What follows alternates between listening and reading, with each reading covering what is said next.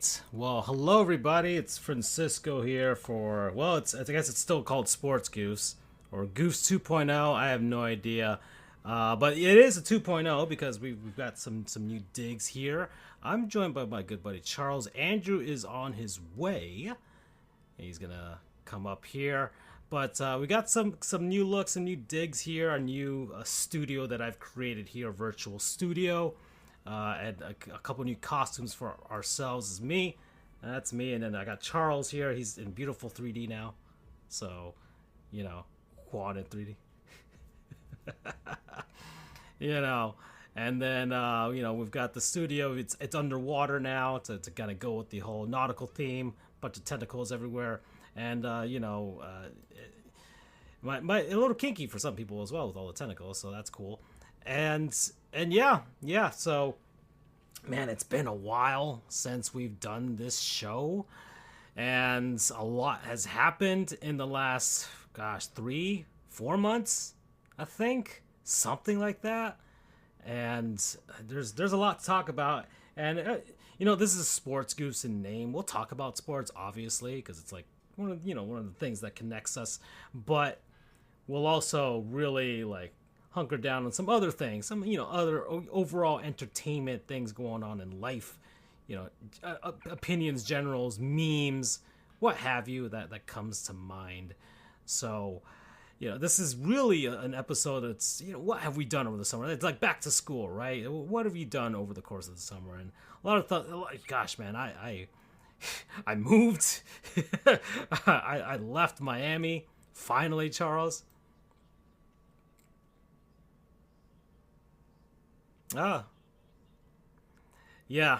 Haku summer kind of fell apart on me towards the last month there because I stopped working out and I was just trying to get the hell out of Miami, which I did, and now I'm back in my hometown now, and new work, more money, a little easier on the mind and the heart, so that's cool, and got the new digs as well with regards to the whole setup in my actual physical studio. I have an actual that's a big thing. I've got a physical studio now, Charles, an actual real one.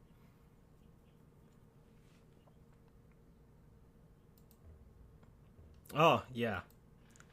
So, yeah, that's true. I haven't done one yet. So, uh yeah, the studio is great. Sheesh, and I got a new webcam. The mic is still the same, except now it's hanging from the top because I have a real desk now, and got sound panels back here. Got the gaming PC running the whole thing. My lights are all set up. My green screen's behind there, but this is a virtual show, so I don't have the camera on. I might do that. I was thinking about it in the future, just have my face inside this Sonic the Hedgehog John here. But I've got the streaming setup as well because I'm back to streaming again, Charles. So it's been a while since I've done that. I'm also, my nephew is getting into this too because we've been streaming Minecraft from this studio over the course of the last 3-4 weeks now. So, and I've started the corruption with him. Yeah, there's a lot of things that's happened, but can we sprinkle non-sponsors over the course of this show as we go along? We don't have to have one segment for it.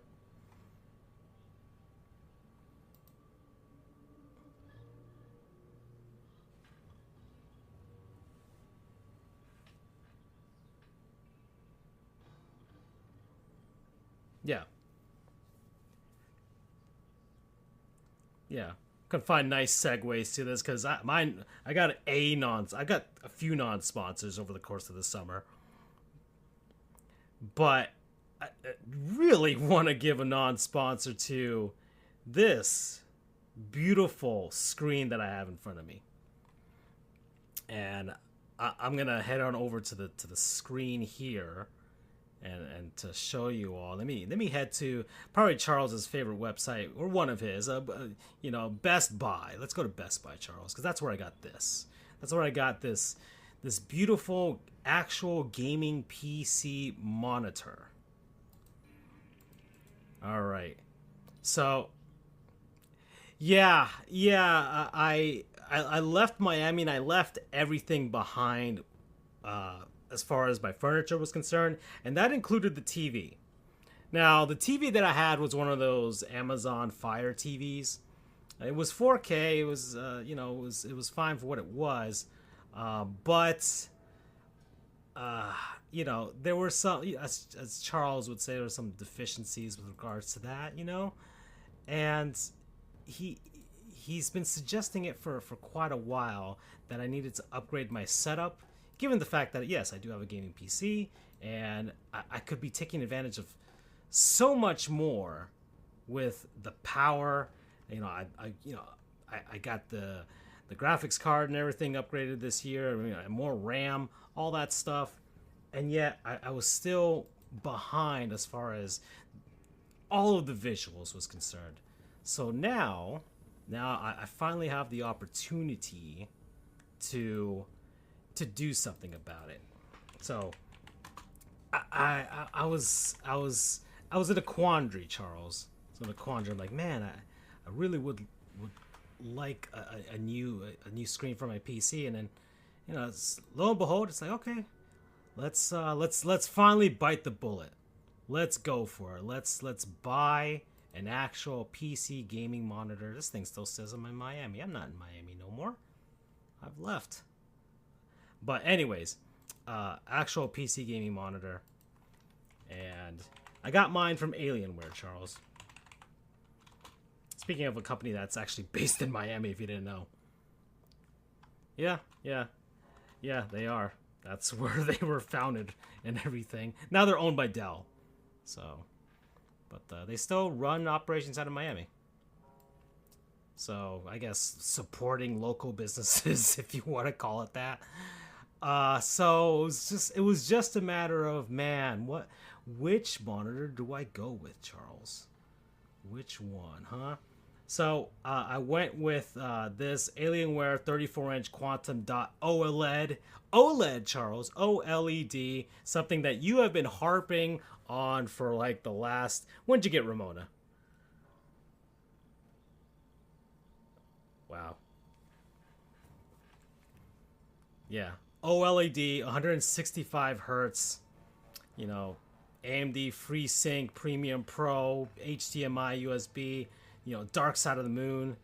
It's fantastic. It's curved, wide, so I have an ultra wide screen, and man, it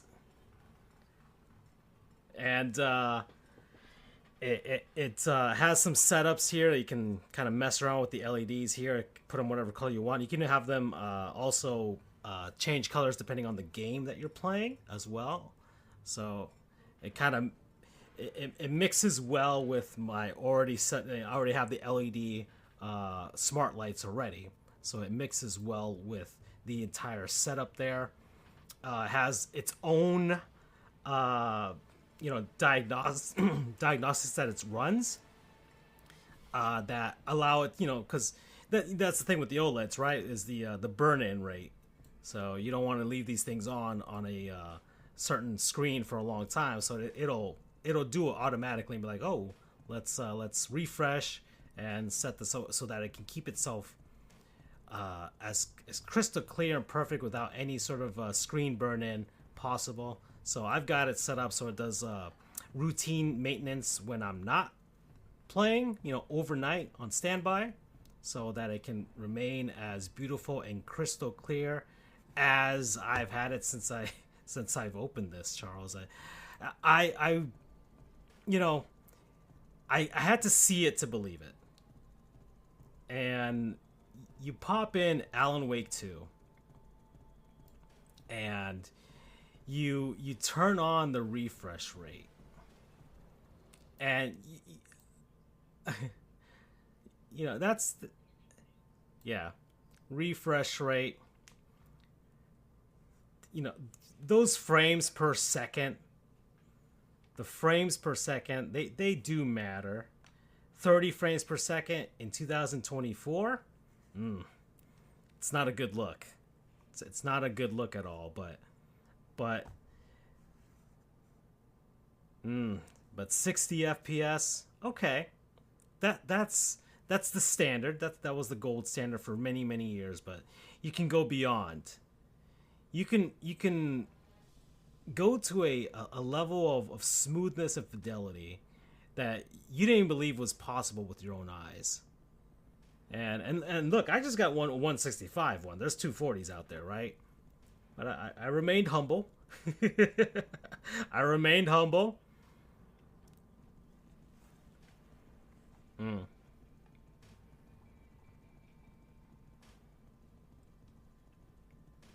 Yep. Yeah.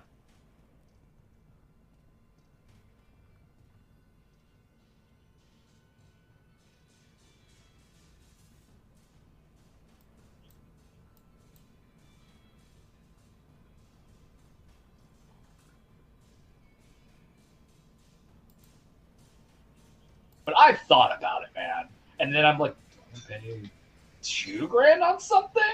But it Yeah. was like the 240 refresh rate. Yeah. So, gosh, it's been it's been a revelation since I've gotten this thing, and I mean, I've just been playing at all ranges, all manner of ranges of games, just trying to see what everything looked like. You know, I've sent you screenshots of the fact that now I can take ultra wide screenshots, and I've shown you Alan Wake with an ultra wide resolution. You know, 21 by 9, not 16 by 9. Writing 5 more. And a game, you know, for those who don't know, that's actually very like packed in the levels. And it's open world is fairness, so that's when it would be applicable. Yeah. So he's not trying this out with anything that's just practice or rookie mode. I would say I think that was probably the perfect game to start with, just because one, Sam Lake and Remedy Games have created something that is really next gen. And we say that even though we've been in the next gen for the last couple of years, but it is truly, I feel, one of the games that's the trendsetter of next gen. The graphics, the visuals, the way it's designed, and when you see the seamlessness of their FMVs, perfect choice. The red when you're in the dark place, the sound effects. I know you have your own speakers, so it comes from there. But the character models, I imagine the character models just look so good. Yeah, yeah. The lighting. You know, because I love my little guacamole guy, my Juan. It's so perfect. I'm staring at him. Yeah, yeah. So it's and the Macho Man Randy Savage. I love you so much for this. It's been, man. It's I've been playing Mario Superstar Baseball with my dad, and like every game is just benefiting from this. Just even like the retro games, just the colors alone benefited from it. Like I have HDR on right now. And it's just gorgeous. It's just beautiful. And for people to need to understand, no, the monitor itself will not like upscale. That's up to your console, but it's still going to sharpen because it's output with the monitor itself. Yeah. So it's going to look good, man. Yeah. Yeah, and I've actually upgraded the output of our show because of it. Because we're in 2K right now. Because I just couldn't, like, I was trying, this was under 1080p before, and as I was editing it, I'm like, man, I cannot see any details, like all these little things that I put on the desk. I mean, I really want people to see those little knickknacks, so I upgraded that too. So this is 2K at the very least, and so far the gaming PC's just been handling it beautifully. And man, so yeah, Alienware, right? I think some people have some criticisms as to their actual PCs, but this screen, I cannot find a fault. There's so many other features. I haven't even talked about all the features this thing has. So it does have you can connect it to your PC, and it'll actually add some extra USB ports that it has underneath. You can has HDMI, obviously. It has DisplayPort, which is what I'm using, which is when you get that's how you get those extra that's how you get the extra frames per second on this thing. And DisplayPort is actually better than HDMI as far as the video signal is concerned. It's just a video signal. That's why it doesn't pair video and audio. And it's going to be perfect for you too because you don't have a console, so I can educate to the masses here. My PlayStation 5, if I ever got the Xbox, I think about it every now and then. I need an HDMI 2.0 cable to kind of match that. If I don't have it, then it's just it's eh. Yeah. Eh. Yeah. Yeah. And so I have DisplayPort on right now.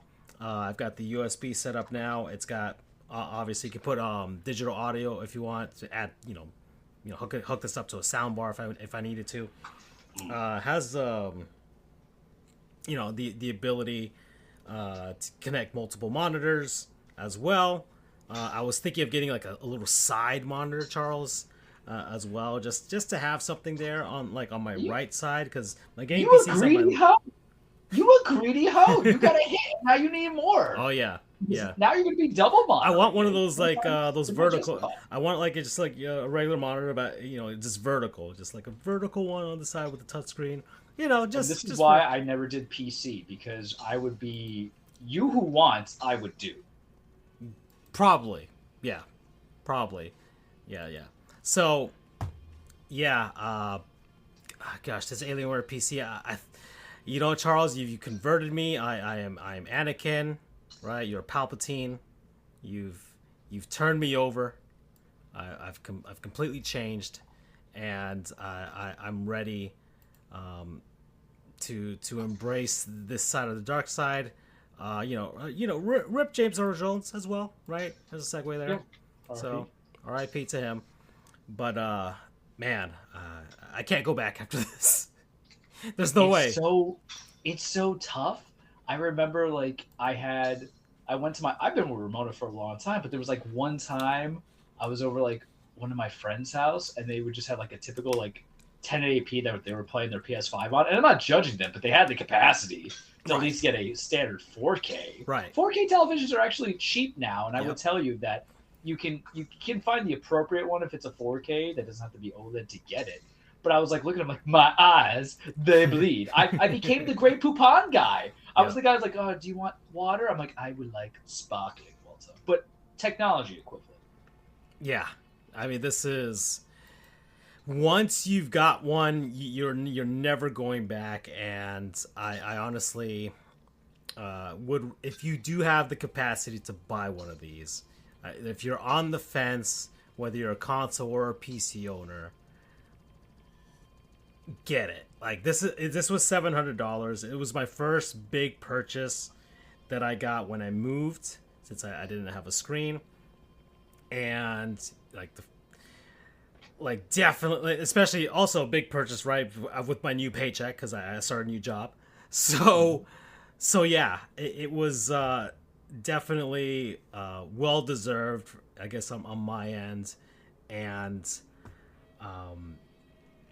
this is, sheesh. Have you seen those videos of the guy at GameStop?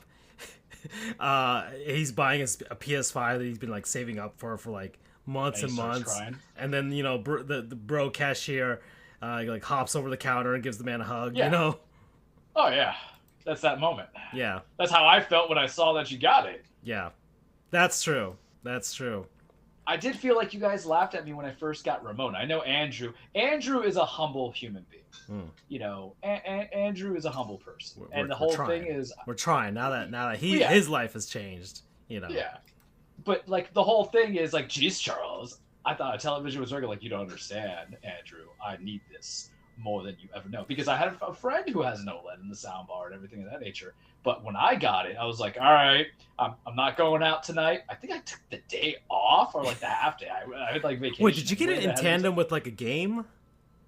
A release? A game release? No, remember, I needed the OLED for the purchase of the PS5 because what I have been doing is using the PS5 in the entertainment room for the regular 4K that we have. But it was, I think, getting a preparation for God of War. Yeah, Ragnarok. It was needed for God of War because my Ramona came in March because I called it Ramona because that's when Scott Hall died. Literally the day he died, I had already ordered it, and then I found out he died. I'm Ramona, that's perfect. So it was for the purpose of God of War 2 and then Spider-Man 2 and everything of that nature, which was the right decision for me to make. But the first two games I played because of the stylistic ways that they're done, and I need it, was one, Tony Hawk Pro Skater remaster or remake, whatever you call it, that has 1 and 2. Fantastic. Just a great game. I can still play it now if I wanted to. And then Dragon Ball Fighters for the cell shading. That was on my PS5, played onto my or bought on the PS4, played on my PS5. Because the cell shading, side note, super excited for Dragon Ball Sparking Zero.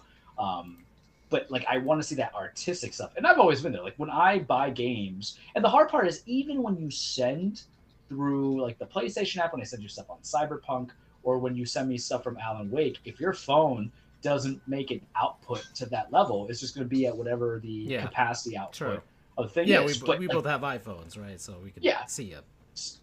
But that's the thing. I was like, look at this shit, 3. I'm like, look at it. So it matters, guys. You want to know why it matters? Because you can go and have, the 64-bit is the era I hated most. I always have that conversation we talk about, we reflect. I appreciate it for the games they have, but it's blocking that's ugly. Yeah. And it's not the whole, I get a facial scanning of somebody, but, like, oh, hey, it's this character, this actor looking like this character in real life. Yeah, it's fun.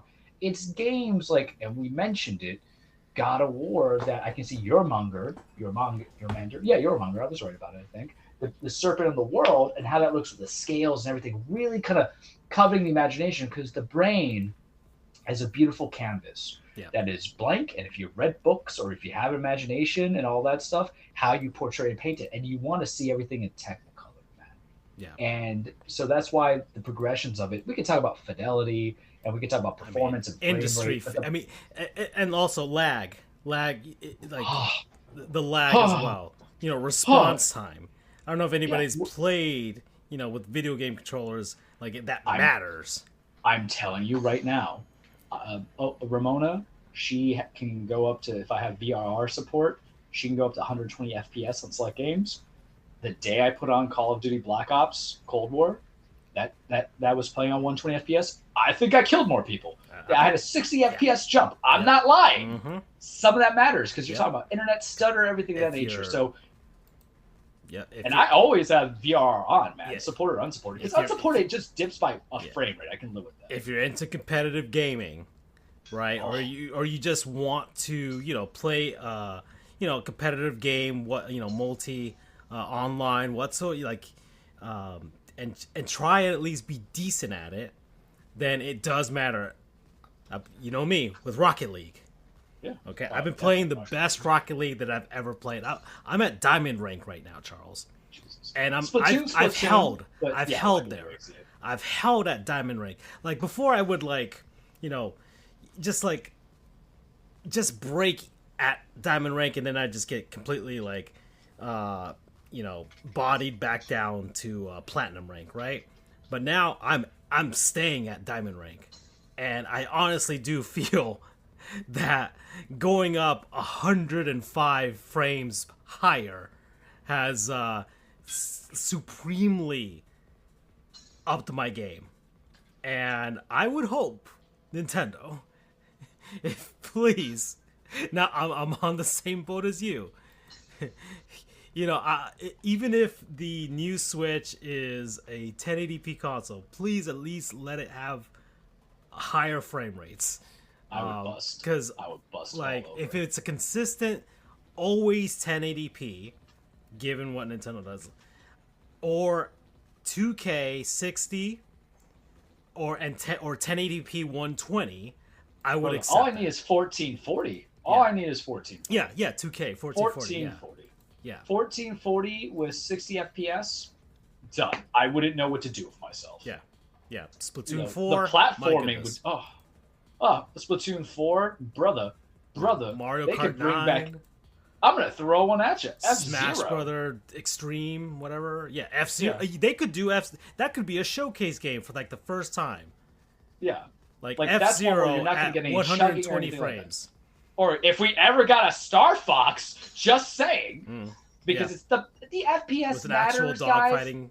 We're going to give you an education. It doesn't matter a frame rate. Sometimes it's about background and what you could do on the screen and how it processes and how smooth it could be. Speaking of, you want to get into this conversation about the PS5 Pro? It's a good segue. Fine. So, Alienware I don't even, I forgot the model. They've got so many different ones, and mine is like AW blah blah blah blah blah, a bunch of numbers.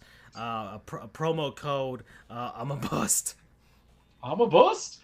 Yeah, because I couldn't, like, I was watching the Batman, Awesome. right, and I love the Batman. I really do like that movie a lot, and I get the actual wide, like ultra wide version of the movie instead of it, with the borders on a regular 16 by 9. It's making me think of purchasing an ultra, an ultra, a 4K ultra Blu-ray player just for that alone, and getting physical movies again, and doing the Frankly Frank stuff again, Charles. Mm-hmm. All right, so yeah, that was the screen. Great talk. We news coming out, right? The PlayStation 5 Pro. It's been announced. They've got a video for it, and I have mixed feelings about it, Charles. I don't know about you. You have a PS5. I don't. It'd be less than redundant for me, actually, to be honest. But what are your actual initial thoughts on the system itself? I'm excited for it. And Really? I don't think anybody was expecting that answer, because I had a buddy who was like, Charles, I need you to go and order this in case I can't get it and stuff like that. I don't know if you're going to buy it or not. I'm not buying it. I'm not buying it. That's how I'm going to start this conversation. I'm not buying it. I don't need to buy it. I didn't buy the PS4 Pro upgrade. I wouldn't do that with the PS5 Pro. I knew what I was getting myself into. Am I resigned to the fact that most of the time the output that I'm going to get from games is 1440 with 60 FPS? Yeah, I'm resigned to that fact. I understand that, because it was a middle generation jump. But let me tell you why I'm excited for it. First off, Twitter people, online people, I know you guys hate the price. You could just choose not to buy it. This is going to make money. Do I think it's like terrible in the price? In theory, it can be. 700 plus you have to buy the disc drive to attach to it. Right, if you want to play the But games that you already own. Ideally, what you guys got to remember is that a PlayStation, or the way that both Xbox and Sony want to view the PlayStation 5 and the Xbox X, is like it's an entertainment center. PlayStation wants to do it more on the gaming and stuff. Xbox console wants to be like everywhere. PC stuff can be an entertainment center, but there's different restrictions it kind of has to be. You can put a PlayStation in a family room. You don't have a computer in the family room. You know what I mean? Some do. That's great. Yeah, I wish I had I mean, it's possible, but you really know, not that you really have to know what you're doing, but you have to be at least more than casual about it. Yeah, and the whole thing is that the driving of a exclusive in the consoles, would be any of the big three, is to have your own exclusivities or games made for you. I let them buy it if they want to. Like me trading in my stuff. Oh, I see Returnal in the background. Yeah. Me trading Control I was as thinking well. about. Yeah. Oh, beautiful, beautiful games. I'm not going to trade mine in for just 200 to get something upgrade, because I paid 500 for mine. So I'm just going to keep to it. The price is the price, and that's the reality, because it's like cars, guys. You're not going to get cars that are just 10 grand anymore off the bat. We have to accept that this is new norm for the bells and whistles. But the truth is, the game console is not, this console is not really, we have, I know this sounds offensive, and if you're offended, deal with it. We have main character syndrome sometimes, and we think the idea is that this is being issued against the prospect of what we want or what we need. So what you need to realize is that Sony's put it in for the people who don't have a PlayStation 5. Not everybody has one. Not everybody's of that age to get one, or hasn't contemplated getting into it. Sometimes they just don't want to. They don't like the selections, or they're just pure Nintendo boy. You're a pure Nintendo boy. Let's say you never got PC. Yeah. You might be that person. Yeah. And there's going to be a selection of people who want to upgrade for it because they're tech heads. Yeah. But it's also, it's not Sony's fault for making something expensive that can really work at its best fidelity and graphics with an OLED. That's because of time and the technology. But it's geared to people who have never don't own a PS5, or were on the fence because they knew the PS5 Pro was coming, which the writing was on the wall that it was eventually coming, because what they did and what Xbox did with the last generation. I don't think a lot of people realize we are in year 4 of this console. Yeah, And the console itself is going to be 10-year cycle where they go and say you have the halfway generation upgrade, or which catches up with the technology of sound bars and TVs, Yeah. or you can just keep to it. But you should have known something like this was going to happen when Sony and Microsoft made the mid-generation consoles last time. So it was expected. So it was your conscious decision not to. Is it consumer friendly? No, but no one's asking you to buy it. If you really wanted it, you buy it. You trade it in, you go from there. That's sometimes how it goes. But it was geared to the people who want it, whether it be a first time, not first time buyer, but they're just going to upgrade. And I'm not buying it, but let me tell you why I'm excited for it. Because here's a known truth. A lot of the games that are being made for the PlayStation 5, Horizon Forbidden West, God of War Ragnarok, Spider-Man 2. Actually, I don't think it was Spider-Man 2, but it could have been. And other games, a lot of the sport games, Call of Duty games, stuff like that, their builds are actually for the PlayStation 4. And then they just kind of did some soups and nuts to upgrade to make it work for the PS5. You see Last of Us. God knows that's coming to every generation.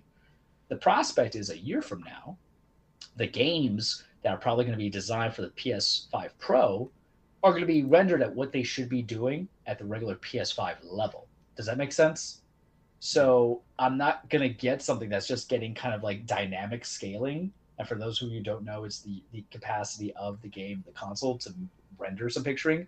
I'm going to give native 4K, or as close to native 4K as I can get. I think to that point, a lot of people are just now getting these consoles. Yeah.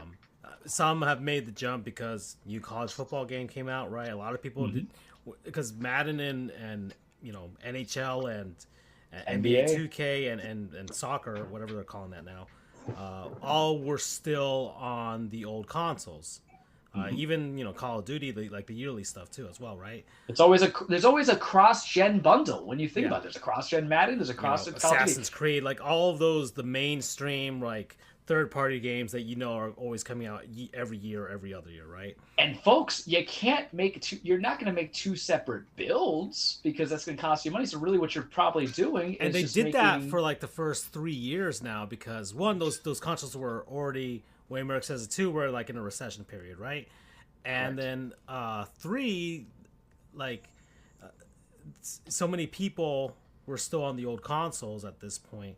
But now you're finally seeing people who have saved up enough to kind of bite the bullet and make the jump to the new stuff.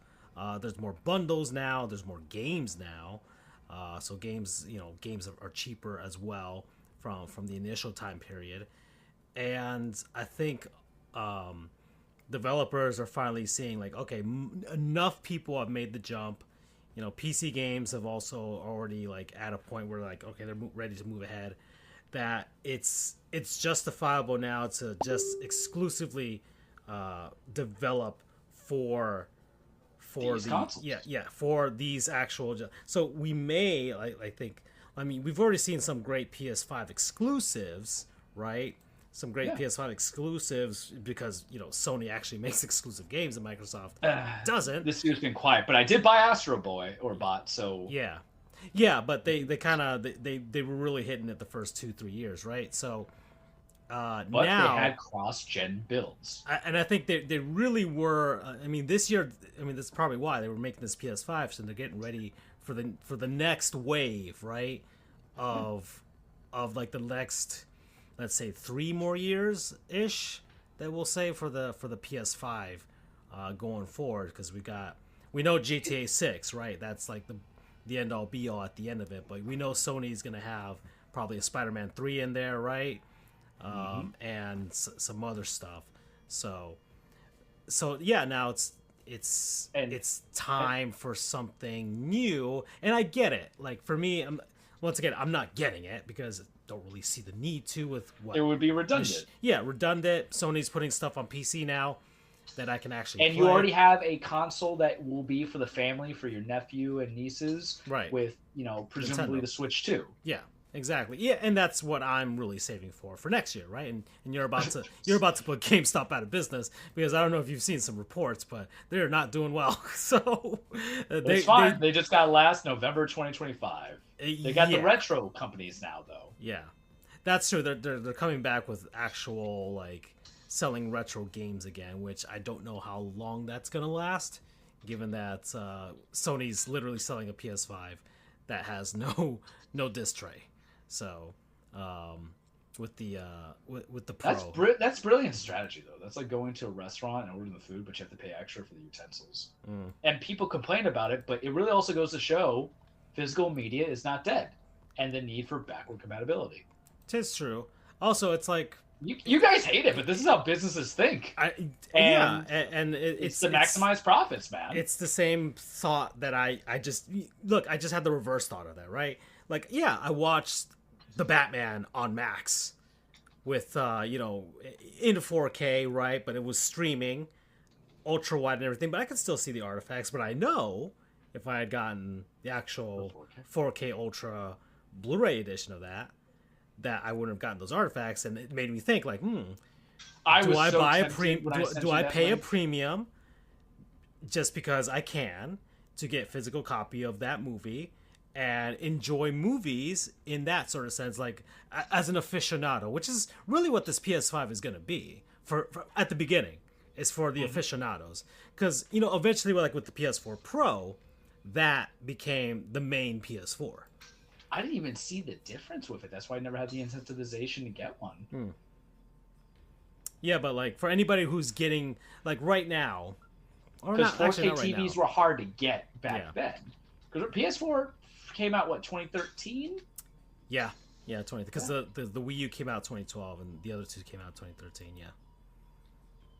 So not the same, kids. But I'm already in the winning. It's a residual benefit because I'm in the winning side because I have the television of up capacity. And some people are like, yeah, but I forgot this is Zelda game coming out. Like Holy that. Crap. That's right, the Zelda game. Echoes of Wisdom, baby. Yeah, when is that coming out? I forgot when. So 2 weeks from now, September 26th. Holy shit, that's one. So when I found out that, yeah, so it's meant to be. So when I found out that I could use pre-order or get certificates on pre-orders from Best Buy, the game changed. The game changed completely. And I was thinking about Echoes of Wisdom, but my backlog on the Switch is kind of big. I was like, well, I heard great things about this game. I'm going to go Astrobot and say I got a game day one for free. I might speed up my Alan Wake final draft playthrough then. Yeah. Sheesh. My God. Because like the PS5 video just rolled into the trailer for or the final preview. Have you watched the final Have you watched any of the gameplays of it? No, not really. I'm just looking at it now. It's like the first time I'm seeing it. I've been avoiding a lot of gaming news for like a while because I've just been in life mode so far. And the Panthers won the cup. So, and that's another thing that happened over the summer. The Panthers won the cup, and we haven't even talked about it. But yeah, Zelda. The year of Francisco came back. Yeah. It looked like it was the year of the Charles Part 2 for quite a bit. And it's a long year, man. I'm going to Bad Blood. That's happening. I'm going to Georgia. Is true. That is true. And Aaron Boone could still get fired as well. Remember, I win either way. Yankees win the World Series or Aaron Boone gets fired. So it could be a collective year of the Goon. Aaron Judge hits 60 Goofs again. And then hits nothing for the what people need to know division series sweep. In the group chat, every time like Francisco or Andrew would send me something about Aaron Judge, we hit a home run during the 4-month break that we had, right? So something I always just go and say mid. Because I'm sick of him being exceptional in the post or in the regular season. Yeah, I needed to be exceptional in the playoffs. Y'all can ride Ohtani's dick as long as you want. 7, 6, 5. Y'all can ride it as long as you want, but then it's going to change because now he's on a playoff team. And he's going to lose the same sense of value the way that Judge, to a degree, has lost value because every time he goes playoffs, it's a low number. Unless Ohtani steps up. And he might. I don't know. He never went to the playoffs with the Angels. Nope. So, listen. I'm gonna get on my soapbox here for 2 minutes. For you teams, or for you fandoms who support teams that never make it to the postseason, Marlins, Rays, guess the Rays make it to the postseason, but nothing they don't go far, but they ain't going this year. And you know who else ain't going this year? The Boston Red Sox, says Alex Cora is a fraud of a manager, so I feel great about that. Hopefully he gets fired. The thing is that you're reliant on just like regular season play because you never see the postseason. So you can have your Randy Arozarena, who's no longer on the team, or your Wander Franco, who's no longer on the team. Sorry, Andrew, just gotta do it. Or you can have your Jazz Chisholms, who are no longer on your team, and and all these other guys. I was gonna throw some other shade at my paralegal's a Braves fan, but they did win a World Series a couple years ago. They did go and to the playoffs last year. They're not gonna make it this year, I think, because of the injuries. But I'm gonna be nice. But you're so used to the regular season that you can conceptualize a postseason run, so you have to love a regular season numbers for a guy. But for me, getting into the postseason, having guys that are studs allegedly, and making millions of dollars for a long time, and during the off season, the Goofs off season, we got Jazz Chisholm, so thank you, always liked him. So that works. I need to see postseason performance. That's what now matters. And so for the Dodger fan, I do think that if for whatever reason Ohtani's credibility might get watched, they're going big on this whole 50-50 season for an outfielder, and I sort of got it. It looks like they just let him get the base. I'm sorry. Every time I see the highlights, I'm like, they're not trying. I mean, the new rules are just, it's very flexible. It's not Ricky Henderson doing what he's doing. Ricky Henderson probably had like 1,000 steals by now. And that is the reason why, out of all the changes they did, that's what annoyed me the most. I was like, I don't like it. I don't like the bases. Yeah, it's cheapened the 40-40 season, the 50-50 season. It's like we just want to justify. We want to justify big contracts, right? Or marketing certain players, even because MLB sucks at marketing. Yeah, So, but that's the thing. Let's see what Ohtani's legacy is the next 5. He can win all the MVPs. But if he can't be the catalyst of pushing this team, who has guys who are the catalyst to push him deep into the postseason, Mookie, Freddie, just to name a few, then what? Because if then he just becomes Aaron Judge, yeah, he can throw. I don't think Shohei's ever throwing again, to be honest with you. I don't think he's going to be a starting pitcher anymore. And that's fine, because you give him a backdoor contract. He's going to get the NL MVP. He's subject to get it every year, especially if he's pitching as well. Point being, Aaron Judge, don't care about him unless he's doing something postseason. But I forgot where we were transitioning this to. But you cared about the Panthers winning the Stanley Cup. Yeah. And I think you owe it to the people, the one or two people who follow, about how you felt on that grand day. It's actually one of the reasons I left my job, because I was working the night that they won the cup, and I watched it on my computer monitor at work, and more reason as to why that decision, I hadn't made that decision when that was happening. I made the decision the week of, because they won the cup on a Monday, and then I had a 3-city tour over the course of a week: San Antonio, Orlando, and Dallas. Now, San Antonio and Orlando was a success, but Dallas was a disaster. So much so that I got on Indeed, which is another non-sponsor, which is a perfect segue, actually. We planned this. You guys just don't know. We planned this. Sure. I went on Indeed and was updating my resume and submitting to places at the airport as I was waiting to come back home. So and very long conversations with Charles. Yes, long conversations with Charles and pretty much anybody that would listen to me, because I was not a happy camper. And I should have been. I should have been way more ecstatic. A week that started, it was an awesome week. It was, if you talk about the year of Francisco, it was the week of Francisco up until that Friday. And I just completely fell apart. So but it turned out well in the end, because if anything, the Florida Panthers inspired me to do better for myself. Because man, I got to tell you, Charles, outside of the 2003 Florida Marlins, I think that is my favorite championship team. These 2024 Florida Panthers, they rank just a little ahead of the 2013 Miami Heat. So I kind of love that. Yeah. 03 Marlins, 24 Panthers, and then the 13 Miami Heat. Because I'm gonna steal that for a second. And if Andrew was on, but the man's just living lavish lifestyles, probably eating great food and drinking and having great poupon with it. But Actually getting paid. Actually getting paid, man. I think about it because I was subject to 5 Yankee World Series, but the ages were different, and they won the first 4 when I was very young. When you think about it, 96, I was like 6 years old. I do hold special into my heart 2009 when they won the last World Series. I bought the damn hat. I got it there.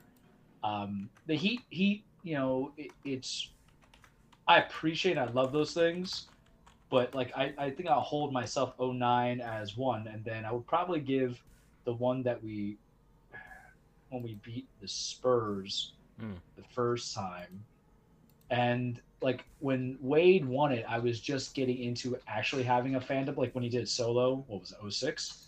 Yeah. So I have like watched the series because in the hard part of it, like my family didn't watch sports. My uncle, my grandfather had watched baseball, and that's it. My dad doesn't do sports or anything like that. So, and I grew up in New York in the 90s. So the subject of what I was stuck with was 2 teams, Chicago Bulls and then Charlotte Hornets. Everybody had the fit, the Mac fit. You know what I'm talking about. So everybody had it. But, you just go on there and you get the television and you see the news and you see certain things, and I couldn't get into it, stuff like that. And I moved to Florida, and, I moved to Polk County, kids, and Polk County, the Orlando Magic weren't really that great at that time period because Shaq had left. I moved to Florida in 97. Yeah, so like he was just there for a bit, but I didn't like know the whole things, and I watched what I could. And then I moved to Palm Beach, and Palm Beach is really just extension of Dade County when it comes to sports fandoms. Yeah. And so it was building and building and building. I remember watching the Dallas series, and I saw Flash. I was like, oh man, this is all like a very big team. I like it, and going from there. But then that's a sport that I got into all of basketball to a degree. And then, we got LeBron, and LeBron was a catalyst for me to be like, this guy's generational. And he is. I still hold 5 years. I've been saying this. I think he's better than Jordan, and people want to fight me on it. I don't care. So I would say that, but 2009 is very special for me. And I don't have a hockey team, but I'm claiming Florida's Stanley Cup win. Sorry. I was the reason why. I watched them in Colorado, against Colorado, and they pitched a perfect game. God, it was so much fun. But no, I mean, the U, if they won one this year, Mario Cristobal, I'd probably cry out of surprise because I hate that man. I'm not, listen, college football, and Andrew would hear it. He could hear it, but, he had to go be popular. My energy for college football is 2 things. One, heckle until Mario Cristobal F's up, because every game I'm like, oh, they're going to screw up the FAMU. I bet you. I don't care about Cam Ward. Mario Cristobal's going to screw it up. He can have a sure thing and mess it up. And also heckle Colorado.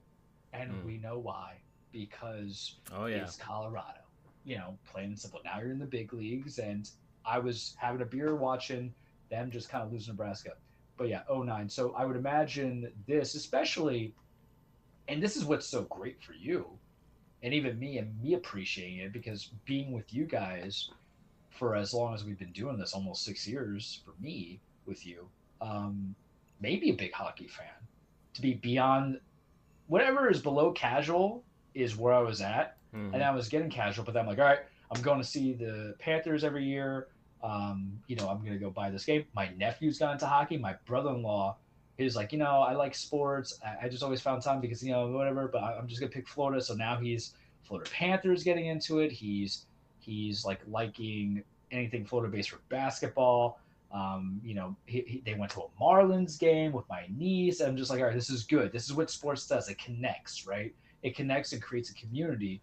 So I can adopt being into the Florida Panthers. I won't steal the fandom into it, but I'm going to appreciate it. I'm going to root for them because I'm trying to get to know more of the league. But I was having a good time. I was watching the entire series. I think I watched a majority of their playoff series. And I think for you, it's so sweet because you got there last year unexpectedly, I would say. Right. And then this year, it was every move was the right move. And that's what's scary when you are on paper the perfect team. That pressure, man, and pressure builds diamonds, but some diamonds got a little blood on it. You know what I mean? Like, can you survive them? That was kind of like the concern. And then you end up doing it against a lot of teams that no one was expecting on. And, my memory's already faded out. I forgot who you played against. Yeah. I mean, this, it was a wild ride. This run, I mean, they were building, this team was But built how to many win. teams have we seen build and build and build? Yeah, this team was The built Oilers, to win. the team of destiny, Yeah, the Connor McDavids. I mean, this team was built to win this year. The entire mentality for the entire season was, we got to go back and actually win the damn thing. And I, following them, like, just the entire, like, gosh, man, you know, my relationship with this team is a lot different because I've been on both ends of this, from the objective, like, actual reporting standpoint and a fan standpoint. And I've been behind the scenes, and I've been... Oh, wait. Also, follow him on the Twitter.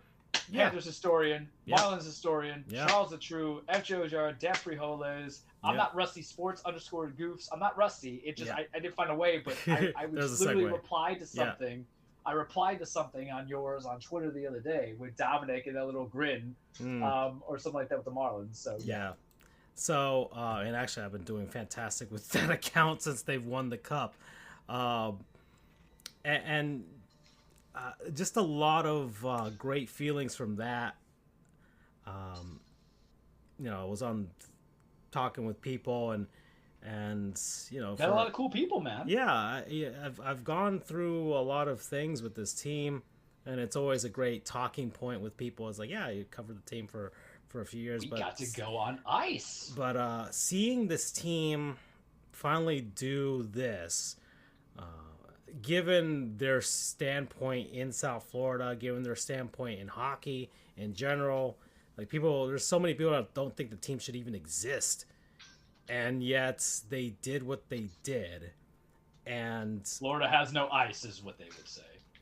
And they did it against, first, the Tampa Bay Lightning, right? The Big Brother franchise, a team that's been really our Yankees, our Red Sox. Our Yankees. They were Yankees, so our Red Sox, right? Where we hadn't won a damn thing, and the other ones with all the accolades and everything like that. And the Panthers take them out in 5, right? A gentleman's sweep. And then they go up against Boston, a team with all of the incentive to beat the Panthers again. They beat them in game 1, and the entire revenge aspect for what the Panthers did to them, just completely ruining their recent history, really. Probably the biggest choke job in NHL history outside of the Lightning in 2019. And the Panthers beating them in 7 when they had the best regular season of all time. And then the Panthers take them out in 6. And then the New York Rangers, who everybody was actually billing as the real team in the Eastern Conference. It was 1 versus 2 against the Panthers. They won the President's Trophy. They were... ESPN really wanted the New York Rangers to coming in, by the way, make the Stanley Cup. And especially after the New York Knicks shit the bed too against the Pacers. They needed a New York team to harp on. Stephen A. was watching the Rangers, right? And yet the Panthers ruined that. And then the anything that ruins Stephen's A Day, I support. The NHL's golden boy billing of Connor McDavid, McJesus, and the Oilers and the Panthers going up 3-0, and then the scary part where they lost 3 straight games in a row in very, very concerning fashion. They lost game 4 in a blowout, and it seemed like, okay, they got their one. It's going to be a gentleman's sweep. Let's go. And then they lost game 5, and I went to that game. I went to game 1 and 5. And that was very concerning. Then they lost game 6. And there was a point going into game 7. It's like, oh my God, they might actually fuck this up. 3. And then the first period happens. It's 1-1, but the Panthers looked normal again for like the first time in what was like a week and a half, right, between games 3 and 7. and then it looked like the team that had been winning every series after that. So once they got that second goal already. Huh? Two or through pick. Football's going on, guys. Yeah. You Oh, have, that's beautiful. Bills Good. versus Good. Dolphins. So Good. this is like that's why I had to interject. Narratives. It's like perfect on Narratives. everything. I'm the narrative. My narrative continues actually, but they win Game 7 and just the elation and everything.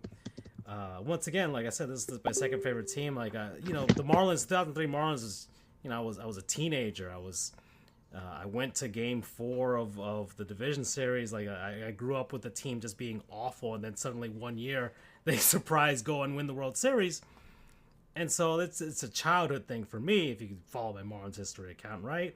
Well, with the Panthers, it was different. It was my team as an adult. It's also tough growing up to as a man. mobilize. Yeah.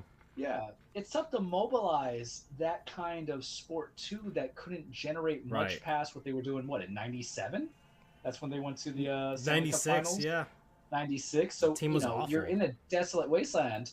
To make people understand now, that's like trying to convince somebody to be a Charlotte Bobcats fan. Right. Back when the Bobcats were around, or even hell, the Hornets now 7 on 8. Hell, the Marlins now after 21 years since they've been to the World Series. So. Yeah, but the thing is, I always have hope for the Marlins because of the location. It's Miami, and you just need the one guy.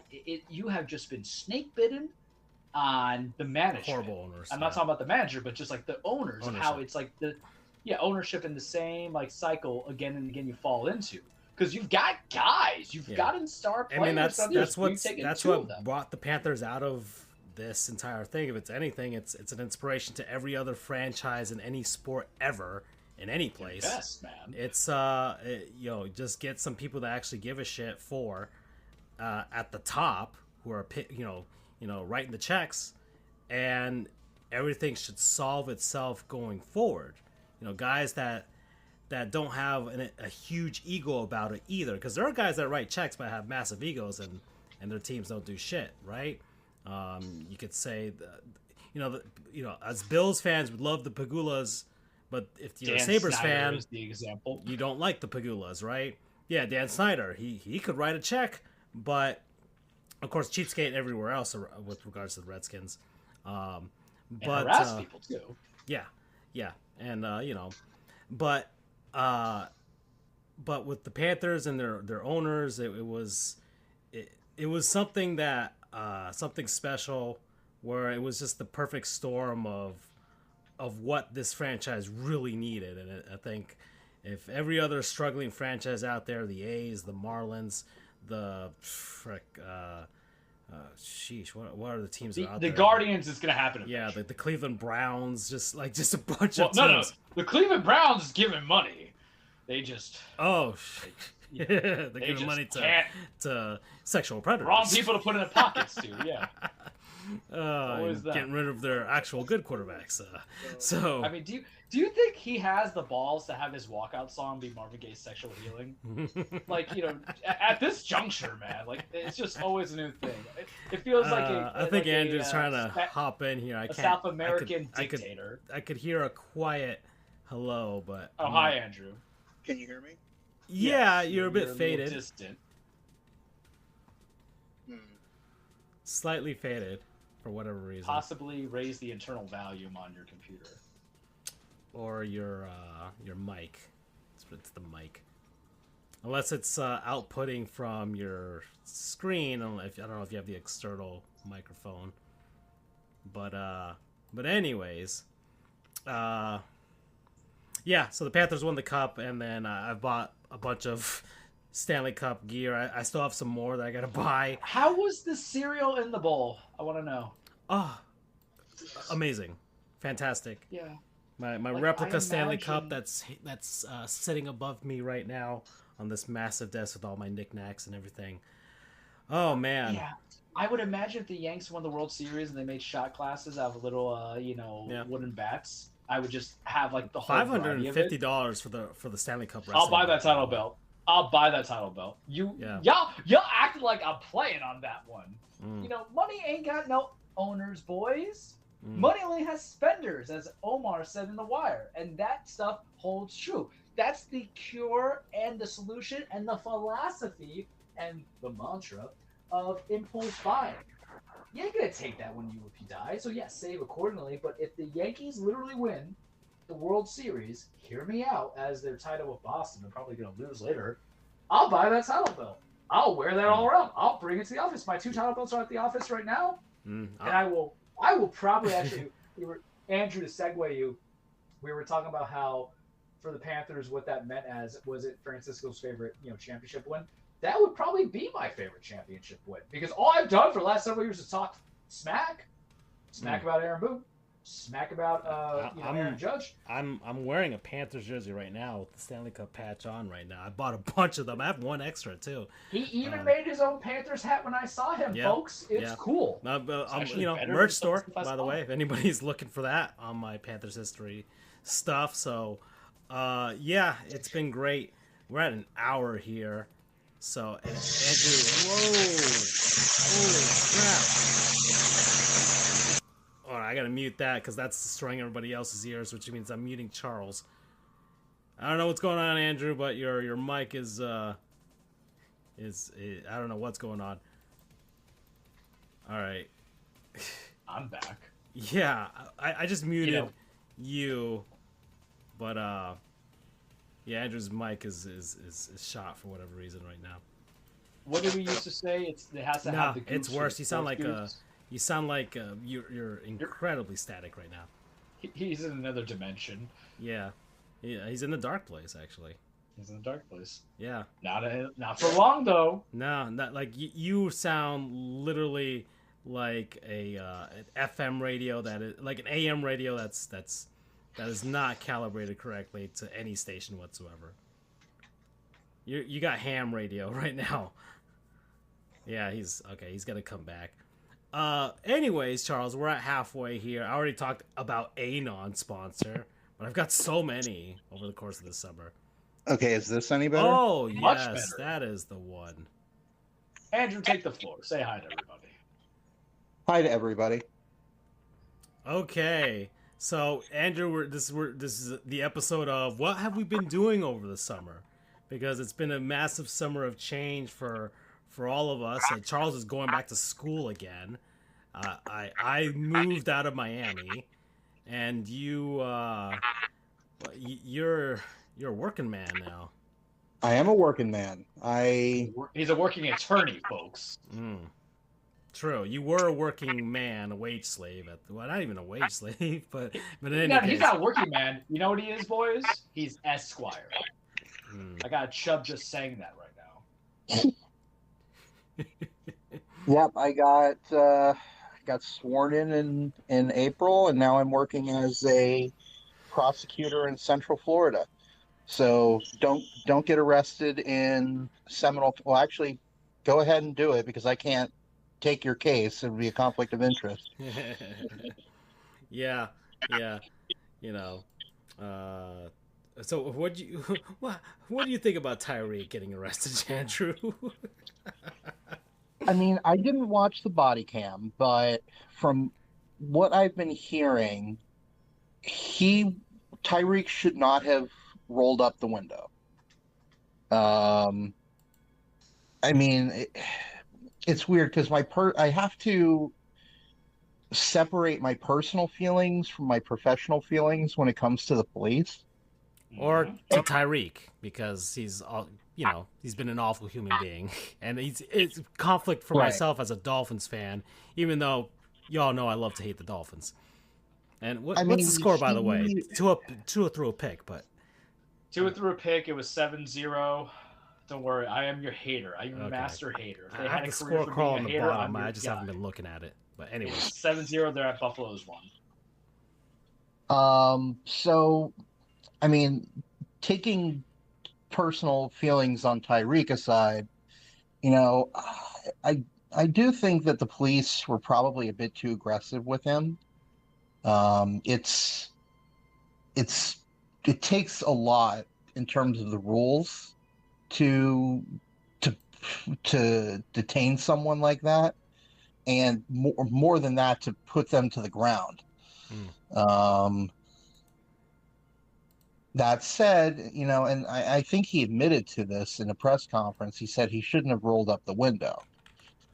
And that's true. I mean, technically speaking, that could be considered resisting an officer without violence.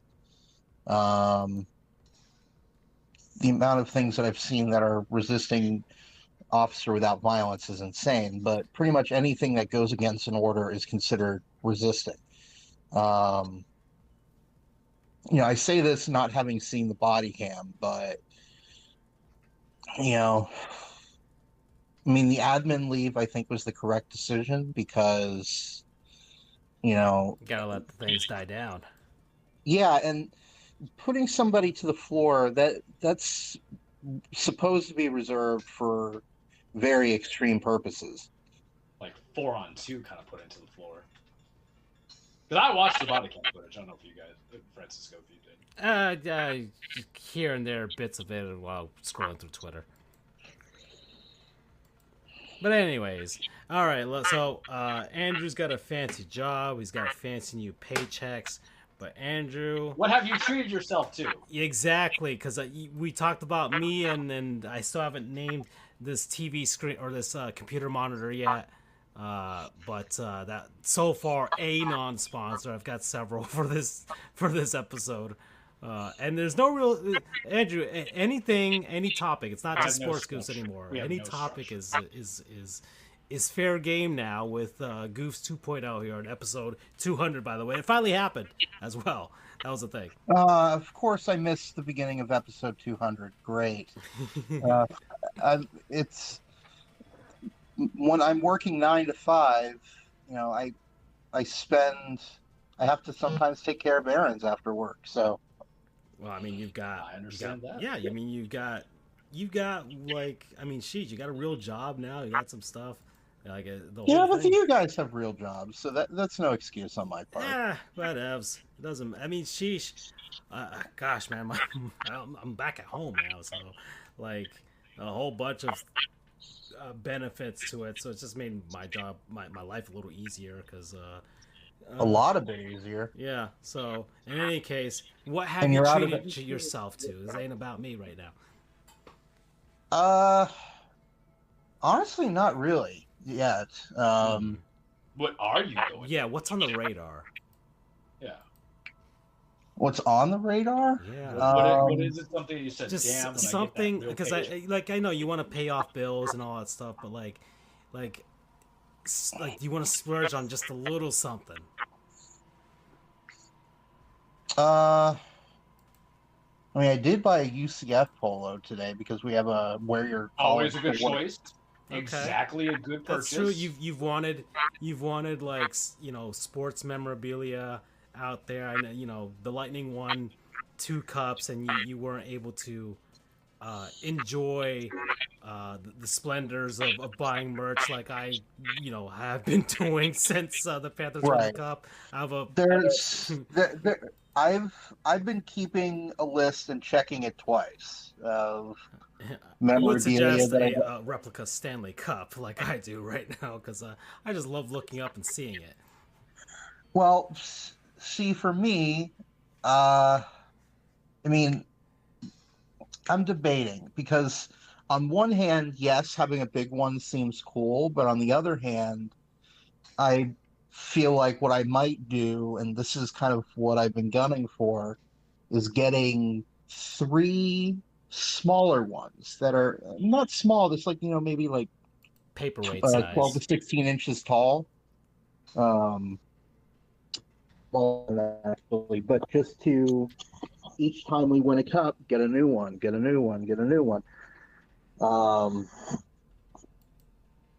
Yeah, I don't know. I think that's probably the route I'm going to be taking. I know that you can buy replica rings online.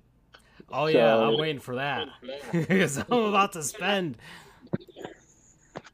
So that's probably what I'm going to end up doing is, getting a miniature cup with the year on it, and then a replica ring to go along with it. Yeah. I mean, I will say it's interesting. now that I have an office, which is really cool to say that I have an office, um, I can finally start putting up some of the stuff that's been collecting dust in my storage unit. Um, Yeah, look, I haven't been able to. Yeah, I've been at this new job for like a month and a half now, and everybody keeps telling me, why haven't you decorated your office? And I haven't, I haven't brought anything, and I have stuff. Maybe I'll do it today. Now you've reminded me, Andrew. I mean, it's my room. My office is still pretty Spartan. Um, probably this weekend or maybe next. Um, I'll finally put my diploma up. I still need to get my UCF diplomas and my Supreme Court admission uh, framed, and then put those up eventually. Would you guys be surprised if I said I don't have any of those hanging at the office? Not in the slightest.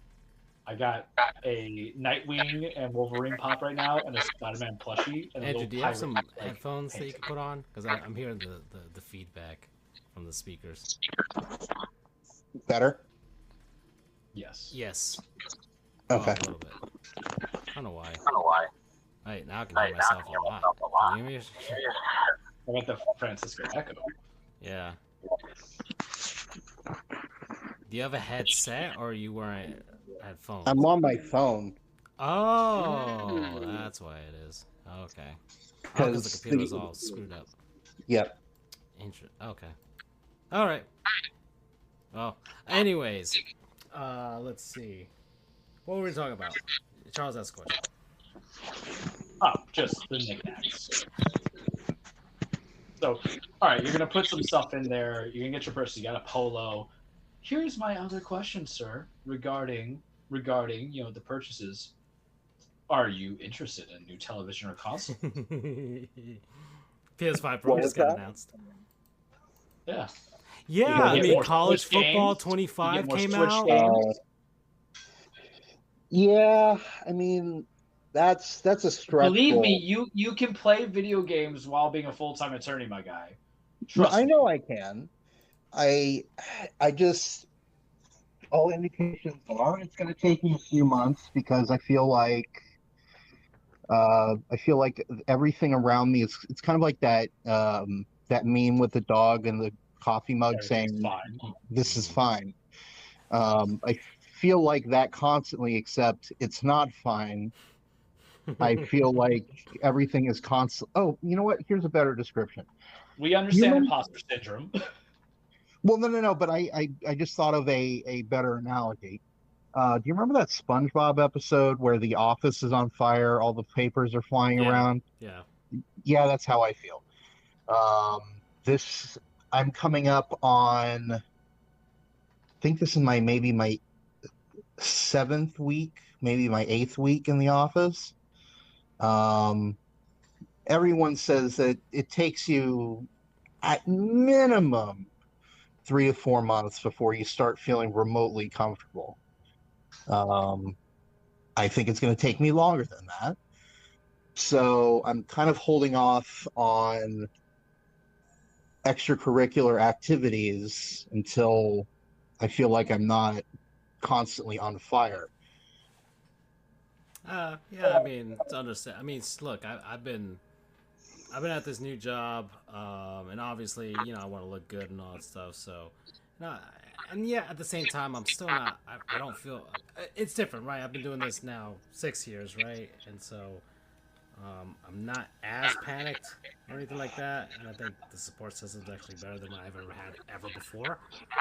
So it's just and I'm just doing things differently now than I used to, which I guess means I'm actually improving as an attorney, which is weird. But I do get the sense of just trying to get used to a new place right now, because that's where I am. That's where I am right now. I think I'm finally starting to, actually have a personality, with people and getting chemistry and everything like that. Because I mean, look, I got chocolate milkshake today at work. I mean, it's a lot different than where I've been at. I will say a big difference, not to make this a contest, but my whole assistant career to this point was in civil. So this is a total 180 from everything that I've done before. So it's a very steep learning curve, to say the least. The best way to explain it to anybody who is listening: think Michael Jordan basketball, great. Then he went to go play baseball, and it was a adaptation and a change. Okay. Pretty much. That's a good way of putting it. Except I would never in a million years call myself a Michael Jordan of legal. You can be, dude. You're literally like 2 months into your legal career. You could be definitely the Michael Jordan. So We could be talking to Judge Sagona right now. yeah. Not me. Definitely gonna be Francisco. Yeah. Nah. Maybe, I don't know. No, I'm hoping the Panthers history and Marlins history thing takes off.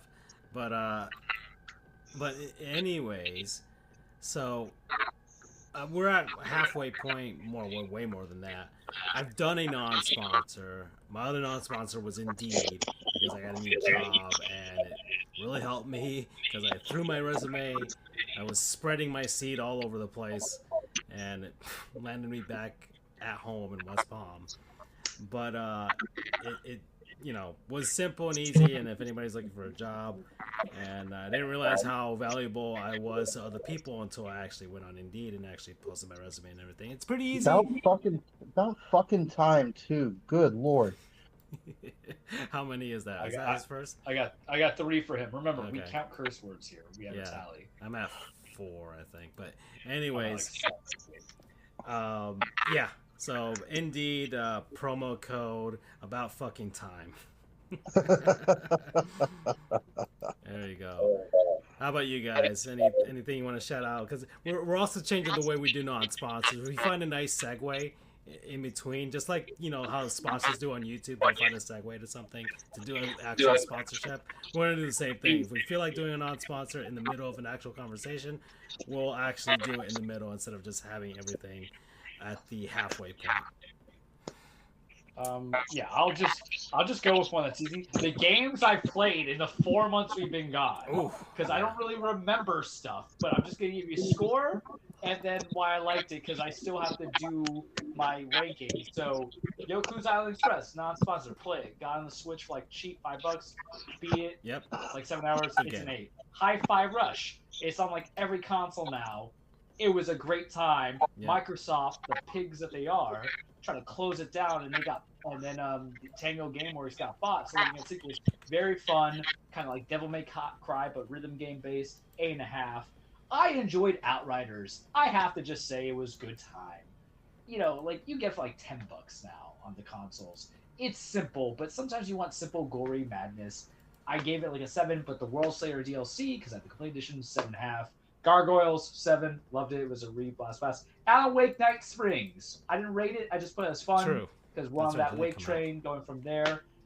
Mario Wonder, 9. I loved it, man. You were right. It was good. I have to redo as a single component, though. Prince of Persia Lost Crown. Oh, yeah, that's right. You did play that. Yeah, I think I rated it too high at 8.5. I think it's an 8. It's, Prince of Persia, Metroidvania.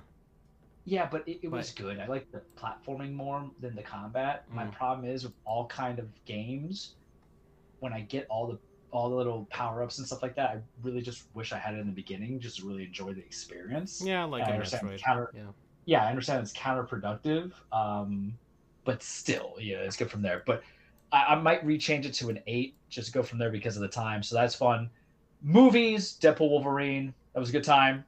Very much loved it. Unfortunately, I know all the Marvel stuff's not going to give me that stuff that comes into it after. Sorry, it just happens. I forgot what other movie I saw in theaters, but I'm sure I've seen it. I'm behind a lot of stuff. Demon Slayer, we went hard on that. I was on the Swordsmith training village, or no, the Hashira training. I haven't seen it yet, but I was on the Swordsmith village. That was very good. Liked it.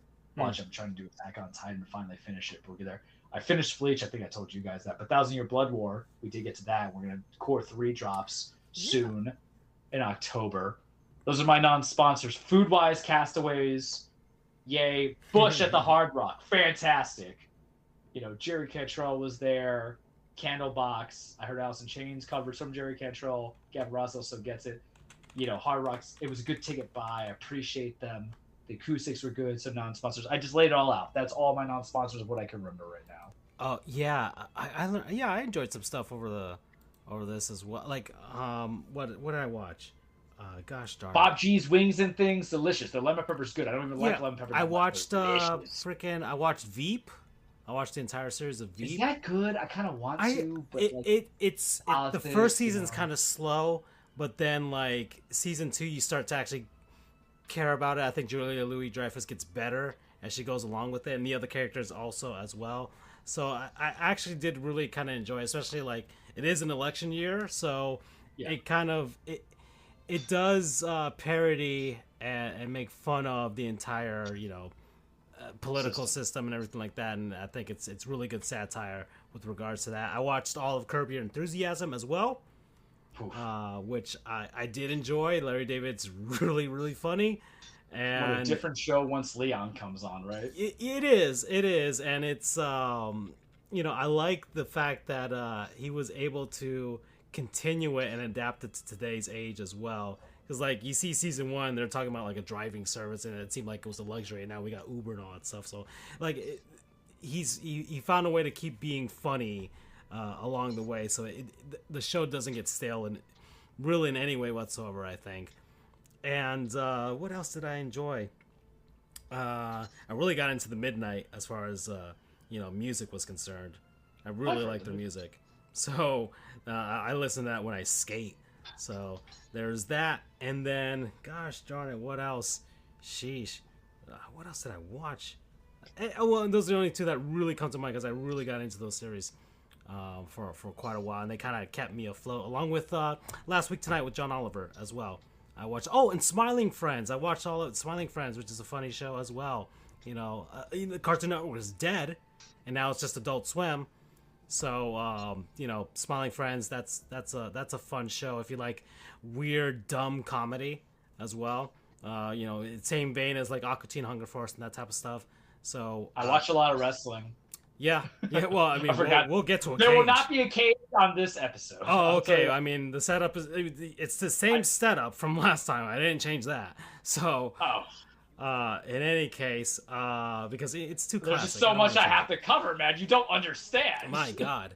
I am not prepped on a segue. I'll tell you, I can do the cage. I can tell you how I'll do it. Just a spoiler. WWE, AEW. That's all I'm going to keep it. I'm going to say, is it good or bad right now? Yeah. And that's it. We'll give a state of affairs, but I'm not going to talk about championships or matches. I'm going to say, have I been enjoying it or not enjoying it? Newsflash, I've been enjoying it. And, that's just a... Brother, you're going to try to get me to catch up on 4 months. I need more time. and video games, I've just really been sticking to... I played a lot of retro NHL games because the Panthers won the Cup, and I was just recreating the Stanley Cup just by beating the Edmonton Oilers in several different NHL video games across all types of eras, from Super Nintendo, Genesis, Sega Saturn, PlayStation 1. Frickin' the Backbone on the iPhone. I bought one of those. And it's actually a really good device, and if you have an Android or an iPhone, either one, and you get one of those for actual real gaming, Tua has 2 picks, by the way. It's beautiful. I love it, and it's fantastic. I highly. It's probably the best. It's the best clip-on or whatever controller for mobile phones. Out there. It really is. It is the best. It's the gold standard. So it's, I think they're normally like $100, but I think you can find some models for cheap, for like half off, $50. So go out and get one. RetroArch is on iPhone and Androids now, so you can actually play emulators for on those, and so I've been playing NES, Super Nintendo, DS, and N64, PlayStation, Sega Saturn, Genesis, the whole shebang are on there too. Gosh man, just the non-sponsor spill out right here. Andrew, how about you? Is he dead? That's a good question. This isn't necessarily a non-sponsor company. It's a non-sponsor Concept. concept. Yeah. Fridge magnets. Okay. I have gotten into collecting fridge magnets. I got. I need to get another one. They have these magnet boards that you can get at IKEA. Usually they're white, but they have them in black, which is really cool. So I have two of them. I currently have 38 fridge magnets. I will be increasing. I currently have pretty pretty varied. I'm looking at it right now. I've got a Tampa Bay Lightning back-to-back champions one. I've got a magnet from Buc-ee's, Orlando City, something from the Showcase of Citrus in Claremont, which is a really big orange orchard. UCF, obviously. Although I have been collecting other colleges. I have right now Eastern Kentucky, Utah, and Indiana. So I'm always looking to add to my collection. Yeah, I need a new one. I'm running out of room. Also, capybaras. Tell me about these capybaras. They are just so chill. I have my profile pic for a while. Yeah. And in my room, I have a poster that says, "Don't worry, be Cappy." And words to live by. If you've ever seen videos of capybaras, nothing bothers those guys. Nothing at all. They like to take baths in the spas. They like to eat grass. They hang out with anybody. You guys know the Big Lebowski, the dude? Yeah. The dude. They are the dude incarnate. Oh, I finally saw that from start to finish this summer too. Yeah. Oh, wow. I mean... Oh, you guys know me. Also, we're bringing back Frankly Frank, Andrew. So you got, movies and TV and music ideas, throw them at me. Although, speaking of which, I did see, it took me a while to see this for some reason, but I finally saw it. The first Batman with Michael Keaton. My God, what is up with people behind that movie? My paralegal also has never seen it. I'm looking at him like, you're 40 years old. Is he into, that type of stuff? Yeah, he's watched the other stuff. He hasn't even seen the first Rocky, but he's seen, the Rocky series besides that. And he does it with a Batman. I'm like, I think you guys just love going against the contemporary. Making me crazy. I've never watched It's not that. It's just, I've just never had a hankering. It's just never been a situation where it's like, oh my God, Andrew, you have to watch Batman. Had I known, I would have. It's a 7, but still. It's very good. I'm How hesitant would you ever to get see the Flash if you never watched the original Batman?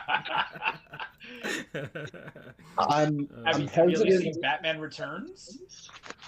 The Penguin, Danny DeVito. That one will be next. It's a Christmas movie, so you should watch it on Christmas. It is true. Okay. I don't know if we've discussed this before on the show, but the Die Hard thing.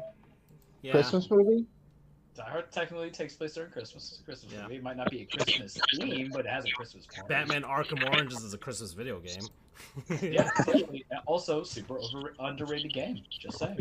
I don't know why. Yeah, nobody talks about it. It's like, oh, it wasn't developed by Rocksteady. I'm like, who cares?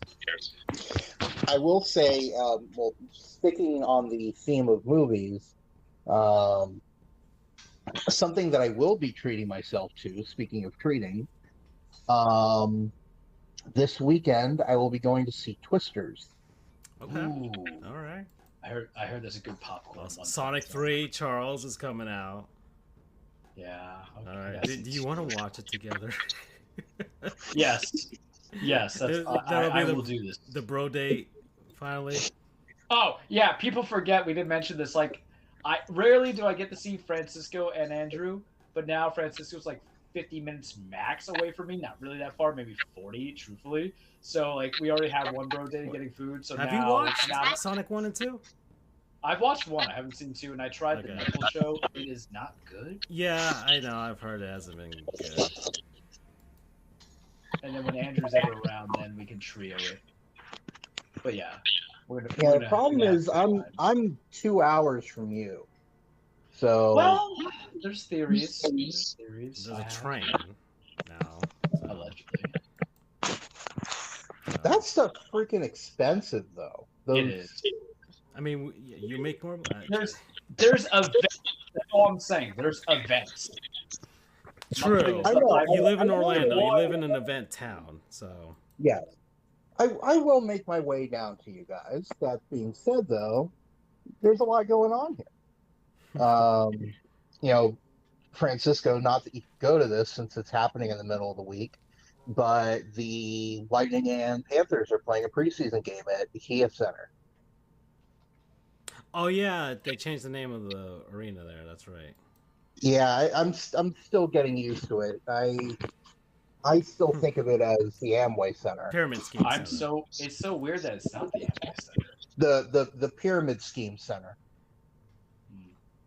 Or I mean, it's got to be better than Kaseya Center, the FTX Center, right? Oh God, yeah, that's Can't forget Yeah, that. somehow- Talk about actual True. schemes. Yeah. yeah. But I'm thinking of going to that one, although I don't know if I would be able to because right now with my new sleep schedule, I turn to Pumpkin at about 10 o'clock. Literally, guys, he's gone and said, Splatoon, and all of a sudden, 10:05, I'm ready, guy. And he's like, snoozies? Yeah. He's got his little, like, Winnie the True. Pooh, cozy going on, or Ebenezer Scrooge. That's all I imagine. He's like, We need to get ready for the next, I mean, it's not the last Splatfest, but it's the Grand Festival. But speaking of, we haven't discussed what team. Because ever since... I'm going on my favorite host. Which is the OG. Wait, did you say it's the last Splatfest? Well, it's not the last one. But it's the most important one. Yeah, it's the Grand Festival, and, like, if they make a last one, then we'll know it's the last one. So, we have to explain this to him. That's right, he hasn't played the other two. So when they typically do like a major Splatfest, like a grand that involves any of the main characters from the game, Callie Marie, Shiver Fry, and all that stuff. Not who you pick for, but they're involved. It's really because they're setting something up for the next game. Oh. Yeah, because we're technically in the last year of the Switch. Yeah, and I have a theory of why they did past, present, and future. So I'm gonna tell you the theory, and then we're gonna talk about it. It's gonna be a short theory. I think the next game is in the distant future, like. Not the wastelands, but I'm talking about like decades down the line, centuries down the line. They would work with that, not like a time flux. So, I really like Splatoon 2. I know you didn't play it and you didn't really enjoy it as much as 1, Charles. I put 80 hours in, but I thought it sucked on the non. Okay, I'm gonna defend it, but I'm gonna shit on it. 9. It was fine. I put 8 hours in, but they neutered the rank stuff badly because they didn't want to hurt the little kids' feelings. And you're talking to a person along with you that competitively went for S rank. We didn't have X rank in our day, kids. So to take away the opportunity to see what your kill deaths were, unless you had the app, and then to like Clan Blitz was not good in 2. It's actually fun in 3. Not fun in 2 in my opinion. Yeah, it's much better in 3 than it was in 2. I was gonna go with 2 because I don't know. I really enjoyed Splatoon. I went ham on it in comparison to you. It's my second most played game aside from Smash on my Switch. Yeah. I think 3 might have surpassed it by this point, but I ate that thing up, and when they announced 3, I was like, oh my god. So, and really, legit, like solidified the fact that Man, if I might go pro in Splatoon, like those types of feelings where I'm like, I'm actually legitimately good at this video game. First time ever in an online video game for me, really. I just don't know if I could betray Callie and Marie for Pro Marina. Like I love 3, I love 1, 2 is just there for me. Put 80 hours in mostly into. Here's the thing: 1 is the one that I put the most hours into rank mode, where I played Rainmaker, Tower Control, and Splat Zones. Yeah. It's not as much as Turf War. 3, I've put a lot into Turf War, but I've done a good amount of like ranked, usually with you guys.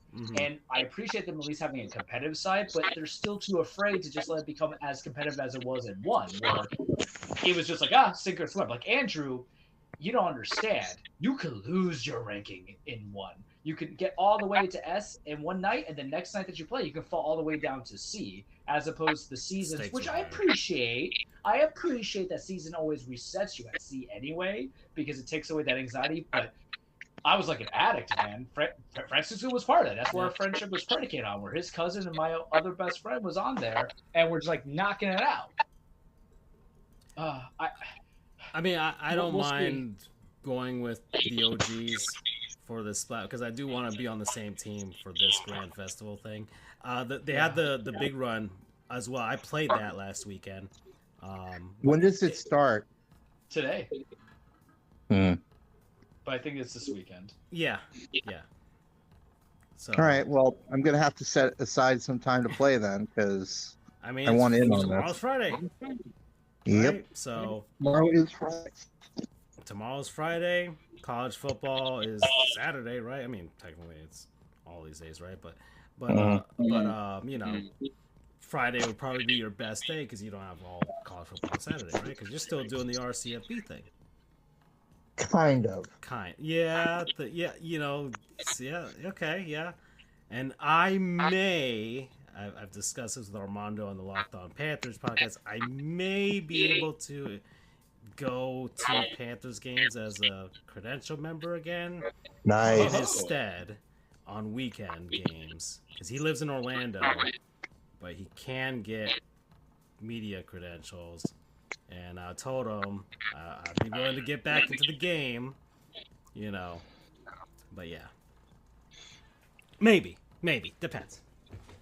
But I don't mind getting back in the game. So It would be fun if you did, because I know you enjoyed it. Well, yeah, I mean, sheesh, man, I gotta promote the side hustle, so that'll help me out with that. I've been selling shirts and everything like that, so. Let's see, what else have we got on? Gosh, man, I've had so many little notes here. I already talked about Alienware, I talked about Indeed, we talked about the PS5 Pro, we didn't talk about Shannon Sharp's Instagram Live. I mean, like, what does it say, really? It's just funny. It was. Oh man, I don't. Was it real? Because he was like, I saw I didn't see much. It was the most enjoyable September 11th that we've had in a while. That's all I could say about it. That's all I could say. Oh my goodness. Like it was just enjoyable, and I don't watch Shannon or Ocho on Nightcap. I like him, but like I don't try to kind of like watch people. But they made me laugh, and he took it. He took it in stride, man. Like, that's all I can say. He took it in stride more ways than one. And Ocho didn't bust his chops that much, but it gave me a lot of memeable material. He's funny. He's real.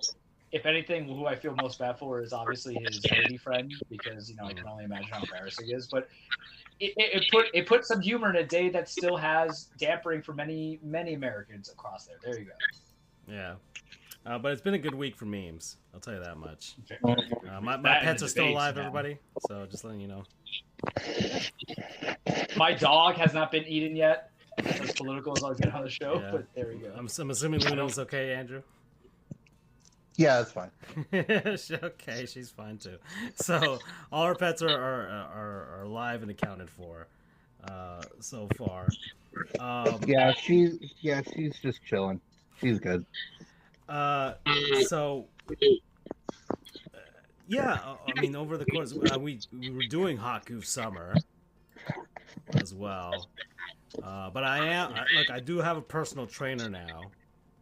Oh. So the bump in pay is helping out with that, right? Mm-hmm. And then I've got the what is it? I mean, I worked out this morning, Charles. That's what I did. There you go. Proud of you. Gosh darn it, man! My arms are killing You, me. you guys do not want to know the workout routine I was doing right before I turned 35. So I have this thing where I'm like every 2 months before a birthday or 3 months before a birthday, that I'm like, no, I can't allow myself to go into a bad kind of cycle of getting older. So then I intensify. So your boy was literally doing whatever weightlifting was being done and then doing 4 to 5 miles of cardio after.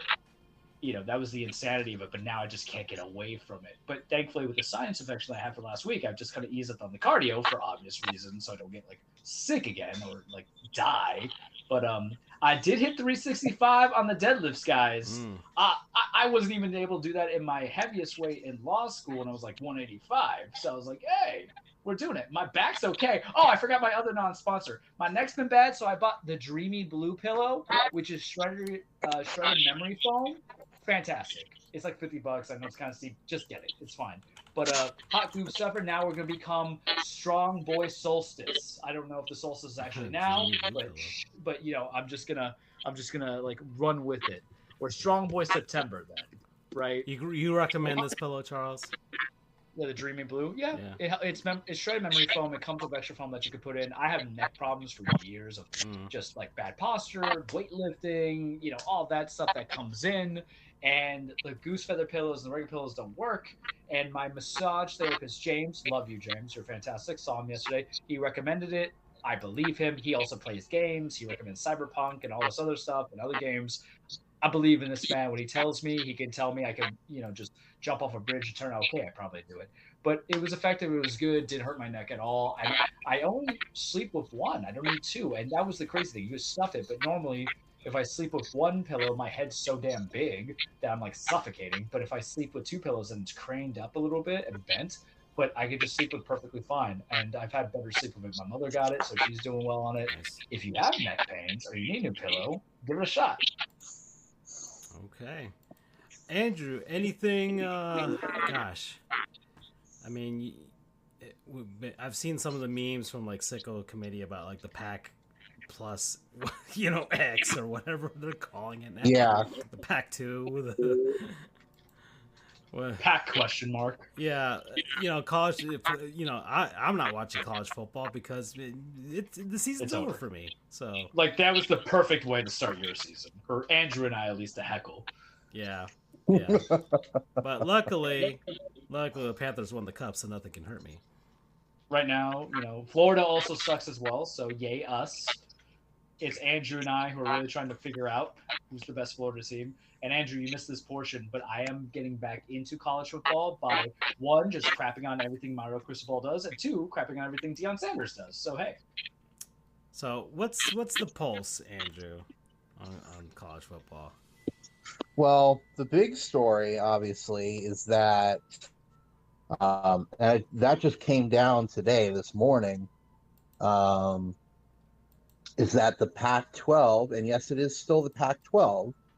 I mean, heck, the 10 has 16 teams. The Big 12 has 16 teams. Maybe the Big 10 has 18 teams. I don't even remember anymore. The Atlantic Coast Conference has 2 teams in California and 1 in Texas.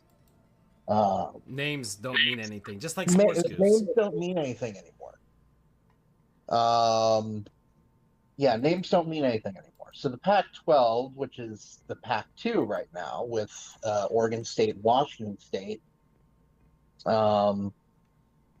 are trying their best to salvage what is left their conference. I'll try and make it quick, but basically after the 10 other teams all fled to the Big 10 and the Big 12, those were and ACC. Oregon State, Washington State were the only ones left. They got a nice hefty payday from those teams that left. So they have a very good, very nice war chest. Now, from August 1st of this year, there's a requirement that the NCAA says that conferences must have a minimum of 8 teams. So they gave the Pac-12, or they gave Oregon State and Washington State 2 years to Find some get buddies. that going, to find another 6 teams. They came to a scheduling agreement with the Mountain West Conference this season just to get some games on their schedules. But now the Pac-12 has poached 4 of the better Mountain West teams. You got Boise State, Colorado State, Fresno State, and San Diego State.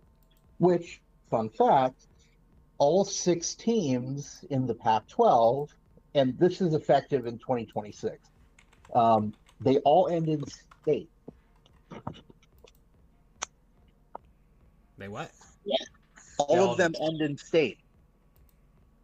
Oh, Oregon the State, names. Okay. Oregon State, Washington State, Boise State, Colorado State, San Diego State, and Fresno State. I see. Which leads me to believe that South Dakota State and North Dakota State are coming up next, which would be fun. Those are 2 of the hot commodities in FCS right now. But anyway, so they're at 6. They need 2 more. Nobody knows who those 2 are going to be. Some believe it'll be another 2 teams from the Mountain West Conference. Some think, at least I think, that they might be trying to hold spots open for Stanford and Cal, who went over to the ACC. Because as rich as those schools are, I'm sure they would like to avoid having to travel across the country for all of their games. So we'll see. They still have a year and a half to figure things out.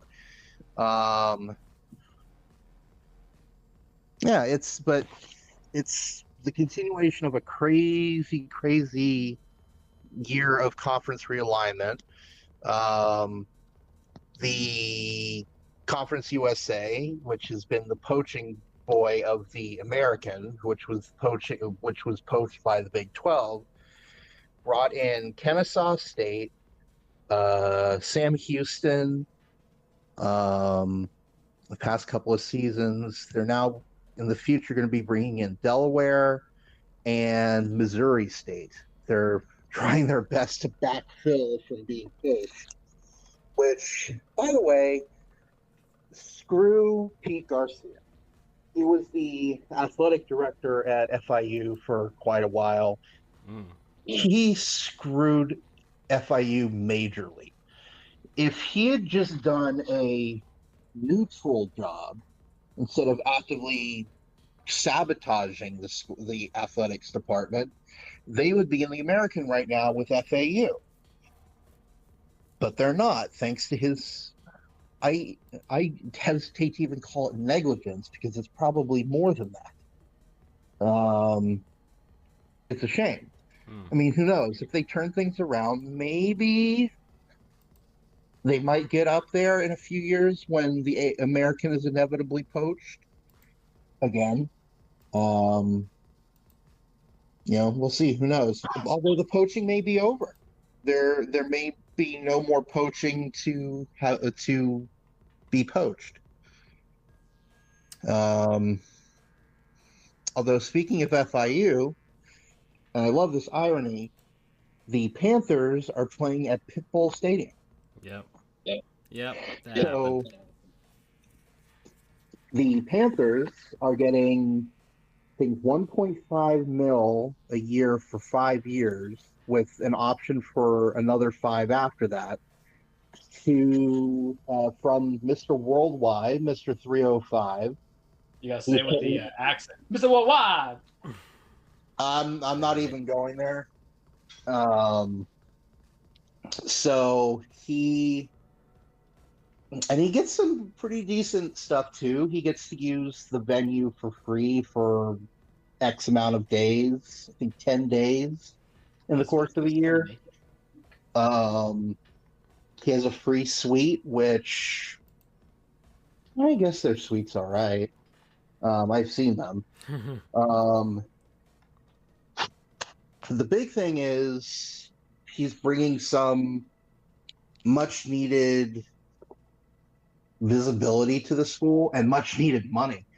Um, the money that he's giving them is, I think I calculated, is about double what their TV conference revenue is from the conference. So they're essentially making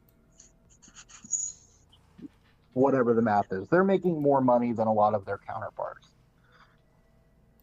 So the hope is they can finally do something conducive with that and parlay that. They're in Miami. That is a hotbed of football recruiting. The fact that they're such a bad team makes no sense whatsoever. So, and I will die on this hill. I've probably harped on this a million times. But, you know, I'm pulling for them. I hope they turn things around. Okay. So I guess another thing I want to do is over the course of this new version of the show, I got to start collecting memes and showing them to you guys. Because now we have the technology to do that, and you guys can see the screen that I'm sharing with you. So like scrolling down and seeing stuff like Matthew Kachuk's at the Dolphins game. He's drinking from Little Mini Stanley Cup.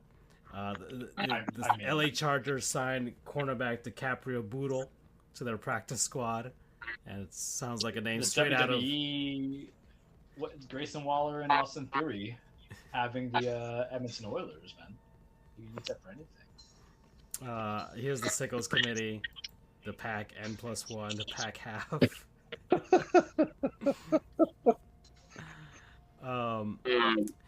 I think which team was it that they were showing that was playing with water guns? Florida State. Was that FSU? Yep. Yeah, so like FSU was they were showing with the water guns, but it's like a practice thing, right? Where they're just throwing water into the faces of the players to simulate freaking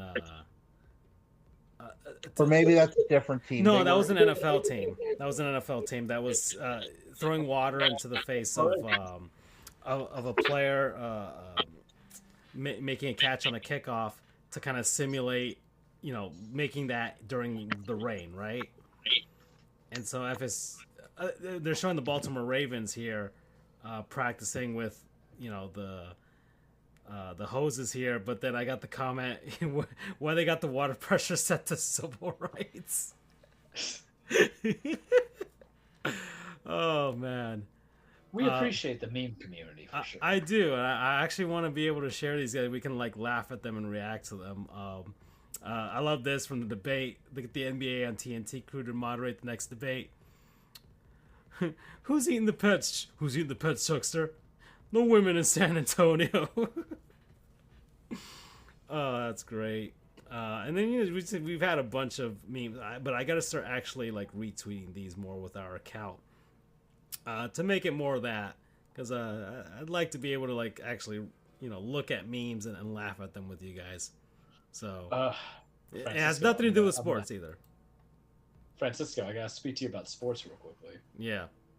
It is 24-7 Bills. Oh, thank you. Oh, all the narratives continue this year, folks. So as the Miami Dolphins, everybody coming in, they barely beat the Jacksonville Jaguars, and Tua got paid, and now I'm sitting here with the Florida Panthers winning a Stanley Cup, and the petty dragon was satiated across the summer, especially amongst the entire hockey community, because I laid waste to mainly Toronto and Boston over the course of this summer. But I think if the Dolphins do what I expect them to do, It's gonna be a fun December. I have to say. Okay, we're at an hour and 56 now. We talked about college football. We talked about gaming and hockey and a bunch of stuff. And I put a lot of pressure on Charles about this, 4 months of wrestling condensed into 15 or 20 minutes. I don't know if he could do it, but we're about to see if he can. I mean, I'm one of the most arrogant people you've ever met, so like I could do anything. Whether or not I could do it properly, well, or structured, and intelligible, or versus intelligent, vastly different thing. But as much as I vicariously consume wrestling through you, and you're the reason why I get wrestling memes popping up on my feed. But I'll probably remember certain points and certain things that you're gonna mention because, of course, you share the memes with us on the group chat. So, I mean, when you're ready, dude, I'm ready. Hit my fucking music. And welcome, everybody. Your weekly, the return of your hopefully weekly Trueplex. Yes, I know it's a Thursday, not a Tuesday. Your boy is trying to better himself. He's taking business certificate classes. More on that in a second because I'm sure I could run that into wrestling. Remember, what wrestling is not fake. It's scripted. Stage fight. It's a song. It's a dance. It's poetry in motion. It's men and women beating the holy hell out of each other, mostly for my benefit, right? It's about establishing legacies, chasing championships, getting on the Mount Rushmore of things, improving, changing, adapting, and being relevant. See, I switched it up a little bit. We're going to 2.0. It's the end of the beginning. So we're going to create something new from the cage here, going from it. But all that said, I almost forgot my own intro. That's how long we went without it. And I ain't lying. I've had a lot of like Dayquil and NyQuil in me, so we're going to keep this focused and set. But I'm still sane, baby. But he's asking me to do a tall task, guys. Mm. Oh, the Red Sox are facing the Yankees today, too. Okay. All right. Yeah. We're losing, I think. It's 1-1. It's a 1-1. Well, that means we'll probably lose if they put Clay Holmes in. So we'll probably get a home run off of them while I'm talking. The man puts a challenge of me of how am I going to do 3 months worth of wrestling. And I'm not going to catch you up on 3 months of wrestling. Because you could just watch yourself on Peacock or whatever AEW is doing on Bleacher Report if you want the pay-per-views and go from there. I'm going to tell you if I've enjoyed the last 3 months of wrestling. It's kind of like the state of affairs of the wrestling teams, of the organizations, and then some big news that we're doing for Charles in wrestling. So first and foremost, AEW or WWE? We'll do AEW because, Thursday, I actually watched the show yesterday. Man, it's getting good. It's starting to win me over again. Bryan Danielson, former Daniel Bryan WWE, is now your AEW World Champion. Yeah, he beat Swerve Strickland at All In.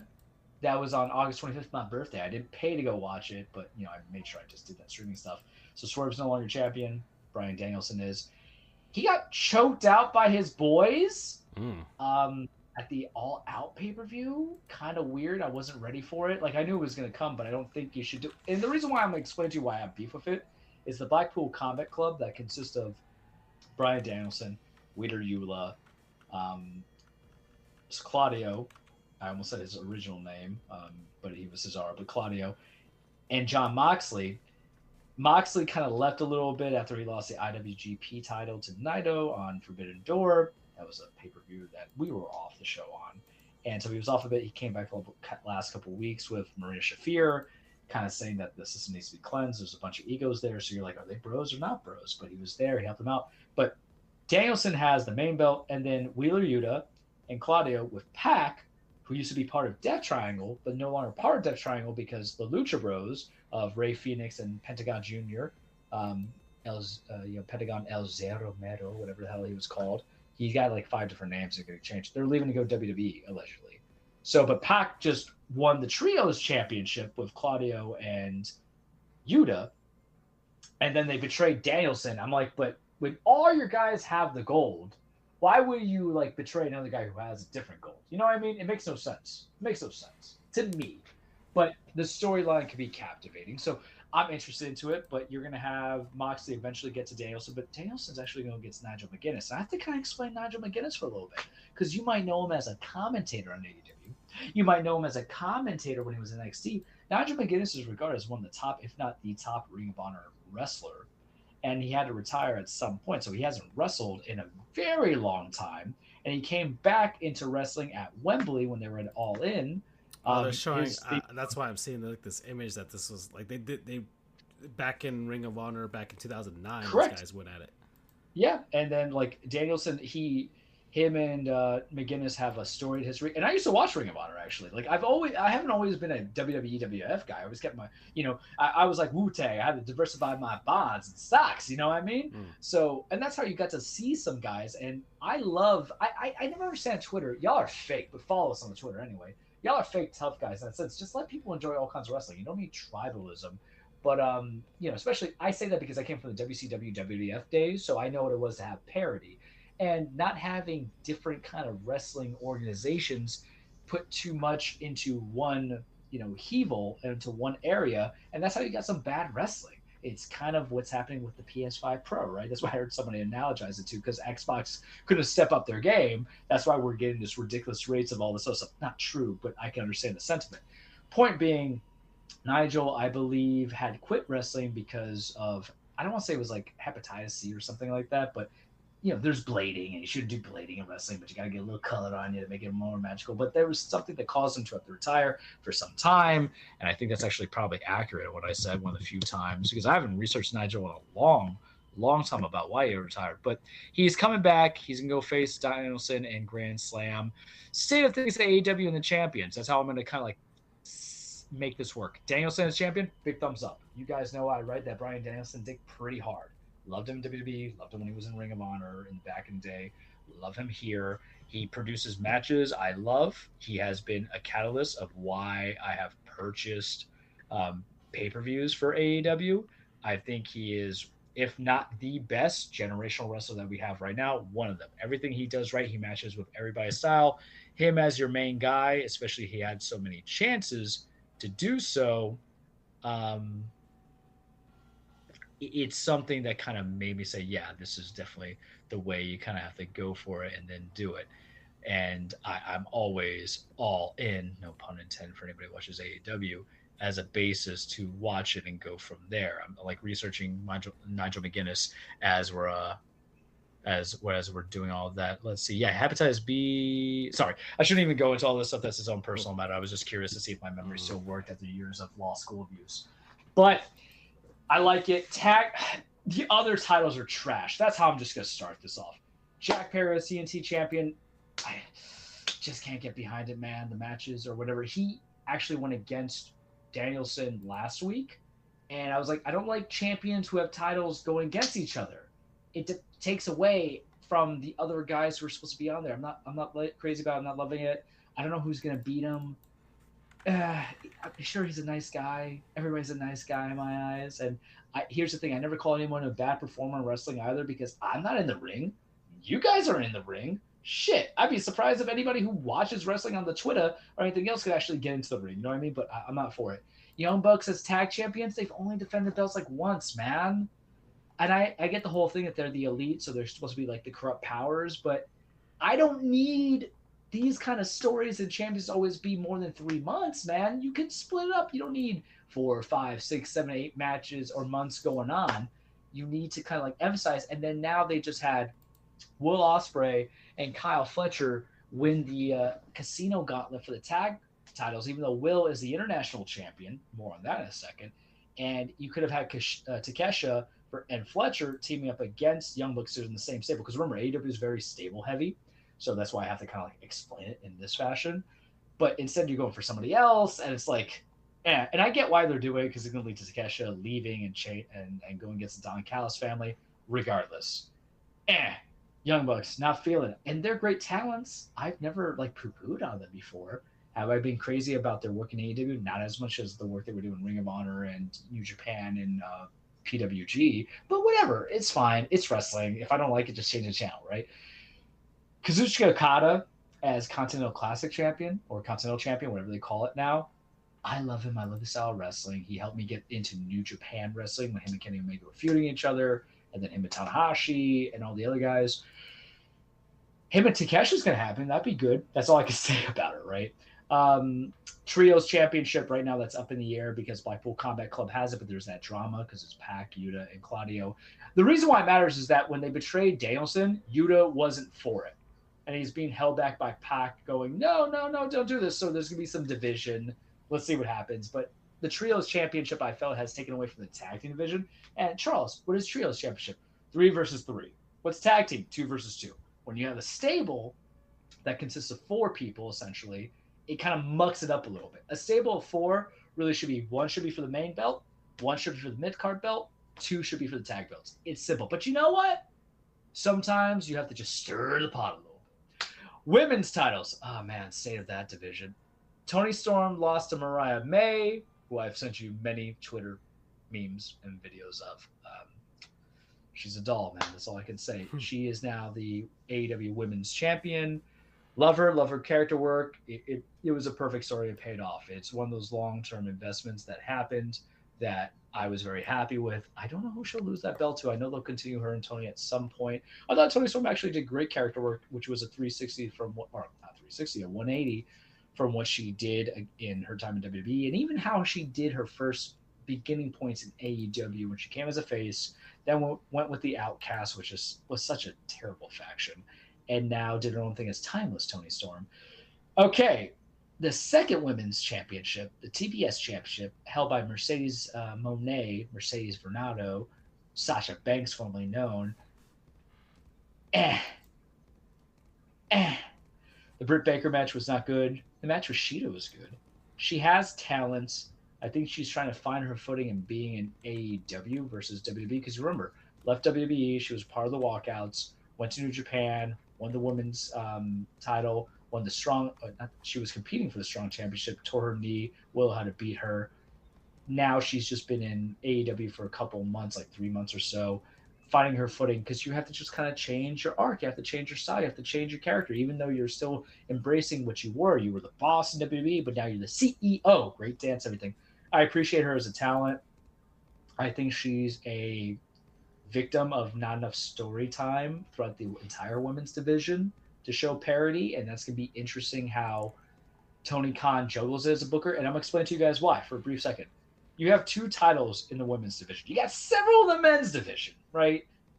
There's like 4. There's Will Ospreay, who's the international champion, and I didn't even think the title change to MJF needed to happen because that did. There's too many titles, especially for men's titles. But you can play around with it because you have like literally 4. You have like 4. You have the AEW Championship, TNT Championship, Continental Championship. You have the International Championship. Then you have the FTW Championship. And that's just 5 single titles for men's. And then you have the tag team, and then you have the trios. And that's not even counting if they do Ring of Honor. Because remember, it's owned by the same, whatever, by Tony Khan. Sounds like a lot, right? So you can play around. With the women's, hear me out. You have the AEW Women's Championship, and you have the AEW TBS Championship. And they're both heels. Bad girls. Bad guys. Are you telling the same story if you have 2 heel champions going against baby faces? You know what I mean? You should have, maybe it could have been better if we flipped it. And I understand they weren't long-standing same heels, but they see issues of it. But I enjoy AEW. I typically buy like 3 pay-per-views a year because, fellas, I just can't pay $50 each one. The boys can go broke. I had to put $2,200 in AC, $2,000 in my car's AC. I bought Bush tickets. Thankfully, I waited and got $63. I bought Bad Blood tickets. We'll get on that in a second. But I never pay full price for a video game. That's what matters first. But I enjoy it. And as long as Danielson's champion, my guy is going to have me in consideration. But that's not when I'm going to give the thumbs up. AEW gets a thumbs up for me. The thumbs up is at the Swerve Strickland Hangman Adam Page feud. Oh, that feud that started a year ago that led to the first match in WrestleDream? Yeah. That one that you had match of the year, favorite match of the year, where he drank the blood and he stapled his kid's arts on Swerve and it ended with Swerve winning. Yeah, that one. And they have a good regular match on TBS. Yeah. They had a cage match last week where it was unsanctioned, meaning the record zone count, of Hangman, who's pure evil now. He burned down the house. I said it to you guys. They're eating the dogs. They're burning the house. Versus Swerve, and Hangman got his revenge, but at what cost of his soul? When he did a knockout blow to Swerve's with a chair shot, knocked him out cold. Wrestling is a beautiful thing when you make it fit into what you want it to be. It can be sports combat. It could be a story. It could be ballet. It could just be pure flippy shit, and it's great. The story about the baby face of the company losing his soul or staring into the abyss. If anybody who knows Nietzsche, because the abyss became him, right? He who fights monsters, beware, because he might become a monster, came to fruition. Wrestling is super simple, you guys.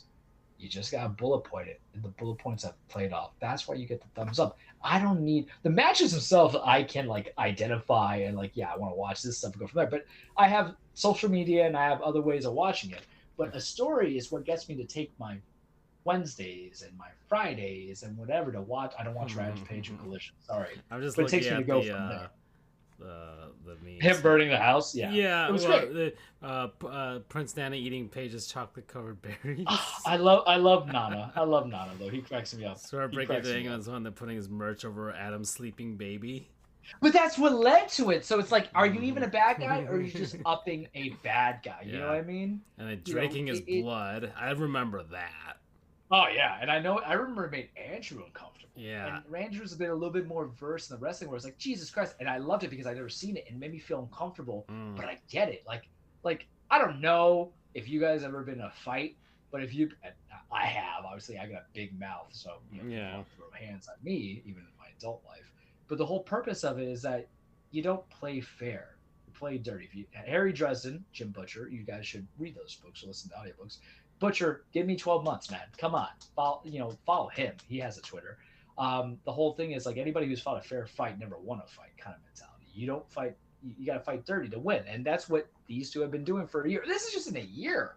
They have a potential to have a multi-year feud that rivals. And the way I look at it, and all my wrestling old heads might know, this is the closest, I think, to the brutality of Magnum TA versus Tully Blanchard, which culminated, they of course wrestled afterwards before TA's accident, in an I Quit match where Magnum was going to put a stake through Tully's eye, and Tully with the mic said, I quit, to get it off. You need that kind of brutality if you're talking about man versus man hating each other. AEW, thumbs up. I'll give them that. Yeah. I won't talk about New Japan, NJPW. TNA, they're doing a cross-brand with NXT, which is WWE's thing. We'll wait on that. Let's go into WWE, make it short and sweet, because I've been taking a lot more time. Because I told you I could do it. It's just the way I want to do it. I'm going to Bad Blood. I'm super excited to a degree.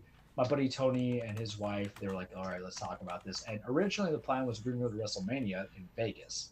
But I was like, listen, I got to talk to y'all about it. That's going to be expensive. Because the thing is, WrestleMania is a 2-night affair. It's a Saturday and it's a Sunday. I would have to take the entire week off. Yeah. And I'm not going to just one night. I'm going to go to both nights. Plus, you're going to Vegas. You might as well. And I'm going to Vegas. And right? I don't, here's the thing about me and gambling. I don't partake in it past the point of like logic. If I lose like $100, I'm not going to gamble anything. Last time I was at the Hard Rock when I was gambling 2 years ago with my boys. I was losing like $50. And I said, this is not my night. I'm going to spend $50 more on the drinks for my boys. And one of my friends won like $100 on little slots. It's about having a good time. And I know there's other stuff in Vegas, but I'm just using it as like a basic example of what I would do. And they're like, do you want to do Bad Blood? It's in Georgia. It's like a 4-hour drive for them, 3-hour drive. It's like an 8-hour drive for me. But I'm like, I don't know. Because I looked at flights and I was like, the layover was crazy. And the only direct flights I could get were the most expensive ones in over the morning. And that's coming out of Palm Beach. Go to Lauderdale. But I'm like, I think I might just drive. I haven't made that full decision yet, but I can survive it. And all I have to do is just take off at work on Friday. They're like, listen, come in Friday. Well, it's in Georgia. It's Atlanta, right? The ATL, the stadiums, or not the stadium, but it's going to be held in the Atlanta Hawks Arena. I've never really been to Georgia. I've driven through it. And I'm like, you give me a compelling argument. I'm going to hear this out because it depended on the card. On the card of Bad Blood, and we're a month in advance of speaking about it, but I can give you a few Got it on the screen here. Thank you. You're going to get CM Punk versus Drew McIntyre in Hell in a Cell, which the feud's gotten better, but this was stuff that was building up since January at the Royal Rumble, which I went to. Punk tore his triceps. I'm not going to give you guys the full extent of it because the cage, when it becomes regular, I can actually hone in on it. But it's been a well-developed feud. Yes, I understand the concept of the bracelet is stupid, but I think we're just nitpicking here. It's just two guys don't like each other. They don't like each other. That's it. That's all you need to know. If you keep wrestling simple, it's going to be the most enjoyable. We don't look at Taco Bell for the ingredients. We talk about Taco Bell for the price and the convenience and the taste. That's how I'm viewing this. And we have that. We have Rhea Ripley versus Liv Morgan at the moment. I think we're getting Sammy versus Gunther part 2. Technically, it's part 3, but part 2 of this whole year, because remember, Sammy beat Gunther for the IC belts. Gunther won the World Heavyweight Championship at SummerSlam. It happened. I've been riding that man for like 5 years now. Yeah. I will tell you about SummerSlam. I had to watch it again the next day. That's how inebriated I possibly was. I went to go hang out with my friend, and we split a bottle of Hennessy, and I remember half the stuff. It was a great time. It was a fantastic time. And SummerSlam, both, in the vibing mode and also sober, was actually pretty great. It wasn't bad. It was good. Hunter always has a difficulty with SummerSlam, you guys, so I was happy to see that there was a better result. The pay-per-view that last passed was, because I didn't structure it, but the last match I had was Bash in Berlin. They were in Germany. And the best match tonight was actually Cody and Kevin Owens, but Gunther and Randy was good. But Bad Blood, they're going to have Finn versus Damian Priest. I'm interested to see if they're going to make that into a stipulated match, but when wrestling's simple and predictable, what you're going to matches, it can still be good. You never change Othello. You know what I mean? You never change Romeo and Juliet. You don't want them to kind of like survive. Let them hit the beats. And it depends on the performances of the actors, because wrestling recycles from other wrestling stories. There might be different kind of wrestling styles and stuff like that, but there's some basics to it. One day I'll talk to you guys about storylines and how that's like overinterpreted on story in a television concept versus what's actually happening in the ring work. But that's not today. Bad Blood, I'm interested into it. We're in the lower bowl section. We're not on the floor. Royal Rumble, I had to be there. It was a big 4. And I was talking to Derek. He's like, man, we could have been at Raw or we could have been at SmackDown, because they were in Orlando a couple weeks ago. I'm like, listen, we're beyond that now. I'm beyond that. I can't do it anymore. I've gone to house shows. I've gone to live events, but now I've gone to pay-per-views, guys. I've been to big pay-per-views. And I think what I'm going to do, anything with WWE. And here's the thing. I'll go to an AEW show that's Dynamite in Lauderdale, or I'll go to Orlando. That's fine, because I haven't been to an AEW show. They have World's End in Orlando in December, and that's kind of tight, man, because you know how expensive December is going to be for me? Christmas, birthdays, stuff like that. I'm like, my own vacation, because I always go on like one of the vacations in December, but it's possible. Like, I'm actually intrigued to do that. One of my other friends, she's a big wrestling fan, more into WWE, and she like had proposed the idea. I'm like, maybe I'll talk to you. But that one I would kind of go for a high rise a little bit. But this one we're going to be in lower bowl section. It was reasonable ticket prices. Actually, the tickets that you would probably pay for a football game. So we're going to see that there. But let me break it down to you. I'm not going to talk to you about champions on this show. I can do that for next week. But what I've been watching for WWE. I've been watching the pay-per-views. The pay-per-views have been pretty good. A B. Like, I don't want to overhype and say that Hunter has been so much superior than Vince since he's taken over fully. He's been marginally better, but I've at least enjoyed the pay-per-views and I've hated it. I know there's matches I don't want to watch. I could do better. Hunter, from my lips to your ears, you got to at least make the pay-per-view matches 6 or 7. You're doing 5 matches per show. I understand that you're working on ad revenue here and all that fun jazz, but like 5 matches is not enough when you have 2 brands of a main roster to go with. Come on, man. I need you to do more here. 6 or 7. Just give me 6 and then on a big show, give me a 7. I'm happy. Give me 8 every now and then. Make it work. There's a sweet spot that we can just touch a little bit. Raw's been good. SmackDown's the weaker show. SmackDown is no longer on Fox. Starting tomorrow, it's going to be on USA. So I might watch SmackDown now because I don't have Fox. And, they're going to have more movability with some of the stuff that they can do on USA versus Fox. So that's interesting. Maybe more cursing. Maybe some blood. Papa is intrigued. You know what I mean? Netflix is going to have Raw starting in 2025. So I expect cursing, blood, everything. Just don't show me genitalia and I'm happy. You know what I mean? Like, think of the children, right? But Raw, I've watched in spurts of it because there was no football. Now, because Monday Night Football has had a trash-ass schedule, I would, like they did last year. This year I looked at what the games are going to be. I don't know if I want to watch it. I might go for more Raw, but it's a good heater. I think both companies are good. I think we delude ourselves and thinking one's better than the other. It's just what you want to do, but I'm a fan of both. I have been following AEW since it started. You guys know this. I watched the first episode. I bought a couple of pay-per-views. You want to have it. You want to have diversity. You don't get that in sports because of the fact that, like, it's tough because it's like a monopoly. You're not going to have an alternative to the NFL. Sorry, Rock. No one's going to watch your little XFL, USFL combo. I forgot what it's called. In basketball, the most like diversity that we've had in competition was actually watching the Olympics. Go Team USA, right? Oh yeah, but, that happened. No one's watching. Precisely. No one's watching the European League of Basketball or anything else. It's true. It's true. I'm not. In baseball, it's the same comparison like the World Series Classics or anything of that nature. But we're not doing more than that. But remember, in wrestling, you shouldn't support the company. You should support the wrestler. Ricochet left WWE. He wanted to go to AEW. He left. He was gone, and we loved Ricochet. He might not be the best on the mic, but I don't. It's okay. I'll just change the channel on his mic, and his ring work impeccable. You want to see him succeed. Go over. Moxley was once Dean Ambrose in WWE. Now he's over there in AEW doing some stuff. People are jumping ship from AEW to WWE, right? Sometimes it works, sometimes it doesn't. We're gonna see. The big rumor right now is Motor City Machine Guns is going to be going to WB. I want to see what happens with that. It's Chris Sabin and then Alex Shelley. They have been just a fantastic tag team from Ring of Honor to TNA to everything else. So let's see if they can actually be utilized well in WWE. Stephanie McCare from CMLL, which is a wrestling organization in Mexico. She also did some New Japan stuff. She's coming over to WWE. The NXT is stacking up. I haven't talked about them in a second, but Raw's better.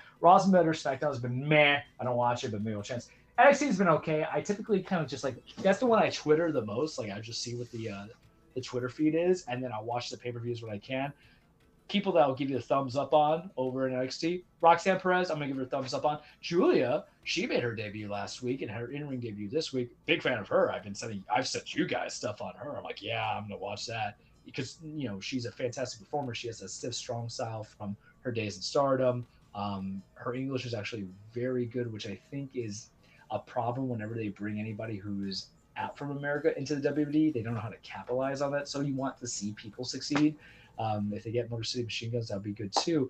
But, we mentioned Roxanne. Obafemi, he's a wrestler, as, some of the people on Twitter say, like Humble Wrestling would go from there and mention, but he is actually legitimately fantastic. Ethan Page, who was in AEW, is now the NXT champion. I forgot to mention that. He came on, won it quickly. There you go. Trick Williams is doing well. Wrestling is good when you follow the talent and you just stop making a pissing match between everything. But I've been happy. I've actually, guys, I can say I've been well fed for a while. This is probably the most well fed I've been from both brands since we've been doing this show. Because almost going on 6 years, those Vince years were terrible. I mean, there was always something I had to say. Yeah. Always something. And then with AEW, there was always I'm almost there, but you couldn't get me to that moment until I would say the last year or so. And it wasn't even because the MJF feud when he had the AEW championship that could have been handled better, but victim of circumstances. But there were side stories that made me invested, obviously, with Swerve and Hangman. And then even thing with Danielson. Look, they got me to buy Forbidden Door when I was told I was getting Okada versus Danielson. The match was just average at best. The New Japan match was much better. Wrestling is good. And the thing of why some people might say, hey, Charles, why do you watch wrestling? Same reason why you decide to watch 10 hours of college football or professional football all day. It's a hobby, it's an investment, it's enjoyable. And, it is one of those things, and I've mentioned this before, but I always mention again, it's something I can revisit and watch. Can I really go back? Am I going to really go back and rewatch Miami versus Florida from this year in 2-3 years from now? Absolutely not. I'm not even going to think about highlights. Cam Ward, who is he in about 12 years, right? Hope he does well. Hope he has a good career. But that's sometimes how it is with certain sports. Men and women who appreciate sports have a great capacity of remembering special players from long ago. Juan Pierre, right? You think about the MLB, or you think about, Steve Smith, but not that Steve Smith, but the one who played for the Giants, right? We have that trend, but you don't want to revisit highlights of people. I don't want to watch Jerry Rice videos, right? I'm not going to go watch Roger Clemens strike somebody out in a Yankees uniform. I'm not going to go watch Michael Jordan highlights. Maybe. I don't know. They always show in a dunk contest, right? But with wrestling, damn it, I might watch Magnum TA versus Tully Blanchard in that quit match. Damn it, I might watch Halloween Havoc 97, which I still think that's my favorite memory of the cage on the show when we talked about it, and I saw it and I just knew, with Rey Mysterio versus Eddie Guerrero. Damn it, I still might watch, and I think I am going to watch Walter before he became Gunther versus Ciampa at TakeOver Stand and Deliver. It was one of the takeovers. Or, damn it, I just might watch Malachi Black, who was Malachi Black in AEW, when it was Aleister Black in NXT versus Johnny Gargano, or him versus Velveteen Dream, or anything he did in the NXT Gold Run. It was just so good. Man, I think one of the biggest regrets I didn't get Aleister versus Gunther, who was Walter at that time. Wrestling has a replayability, kind of like a very good video game. And let me tell you something about wrestling. This is the prime example. When you have something great, they will give you the sequels and greatest hits. That's how we got Hangman and Swerve. This is the comparison. Last of Us, PS3, remastered on PS4, given a PS5 remaster and a remake. Brother, that is Swerve Hangman Part 1, Swerve Hangman Part 2, Swerve Hangman Part 3, because when it's good, it's good. But when it's great, it's memorable. And that's all I'm going to give you this week on the cage. Okay. All right. Well, I think that's it for us. The Dolphins are losing at the half, and I'm going to enjoy the rest of that, especially if they lose, because then it'll make the rest of my week a lot better, because it's and not only it'll be a long week too, so people are going to stew in it for quite a bit. So I can't wait. Wait, one more. Yeah. I play Aaron Rodgers this week. This is the all or nothing. This is the all or nothing. He lost in his premiere. He looked terrible. And I have people trying to tell me he looked good. And for the man that got hyped only hitting 156 yards, and here's the thing, our offense is atrocious. That defense is nasty. Mm-hmm. This is the all or nothing. So, friends of Sports Goofs, imagine what the chat is going to look like Sunday. if we beat Aaron Rodgers or we lose to Aaron Rodgers. Because this is probably going to be the most national viewing that we get. I don't know for prime time. I'm going to verify that real quick right now for the basis of the show. We get it's a Sunday game at 1. It's not special at all. Okay. But for me, it's the most important game of the season because I got 6 years of value and trash talking built into this. Mm-hmm. Okay. Something to look forward to. And we'll see what we do in the meantime. But that's it for me, Charles and Andrew. Bye, everybody. Take care.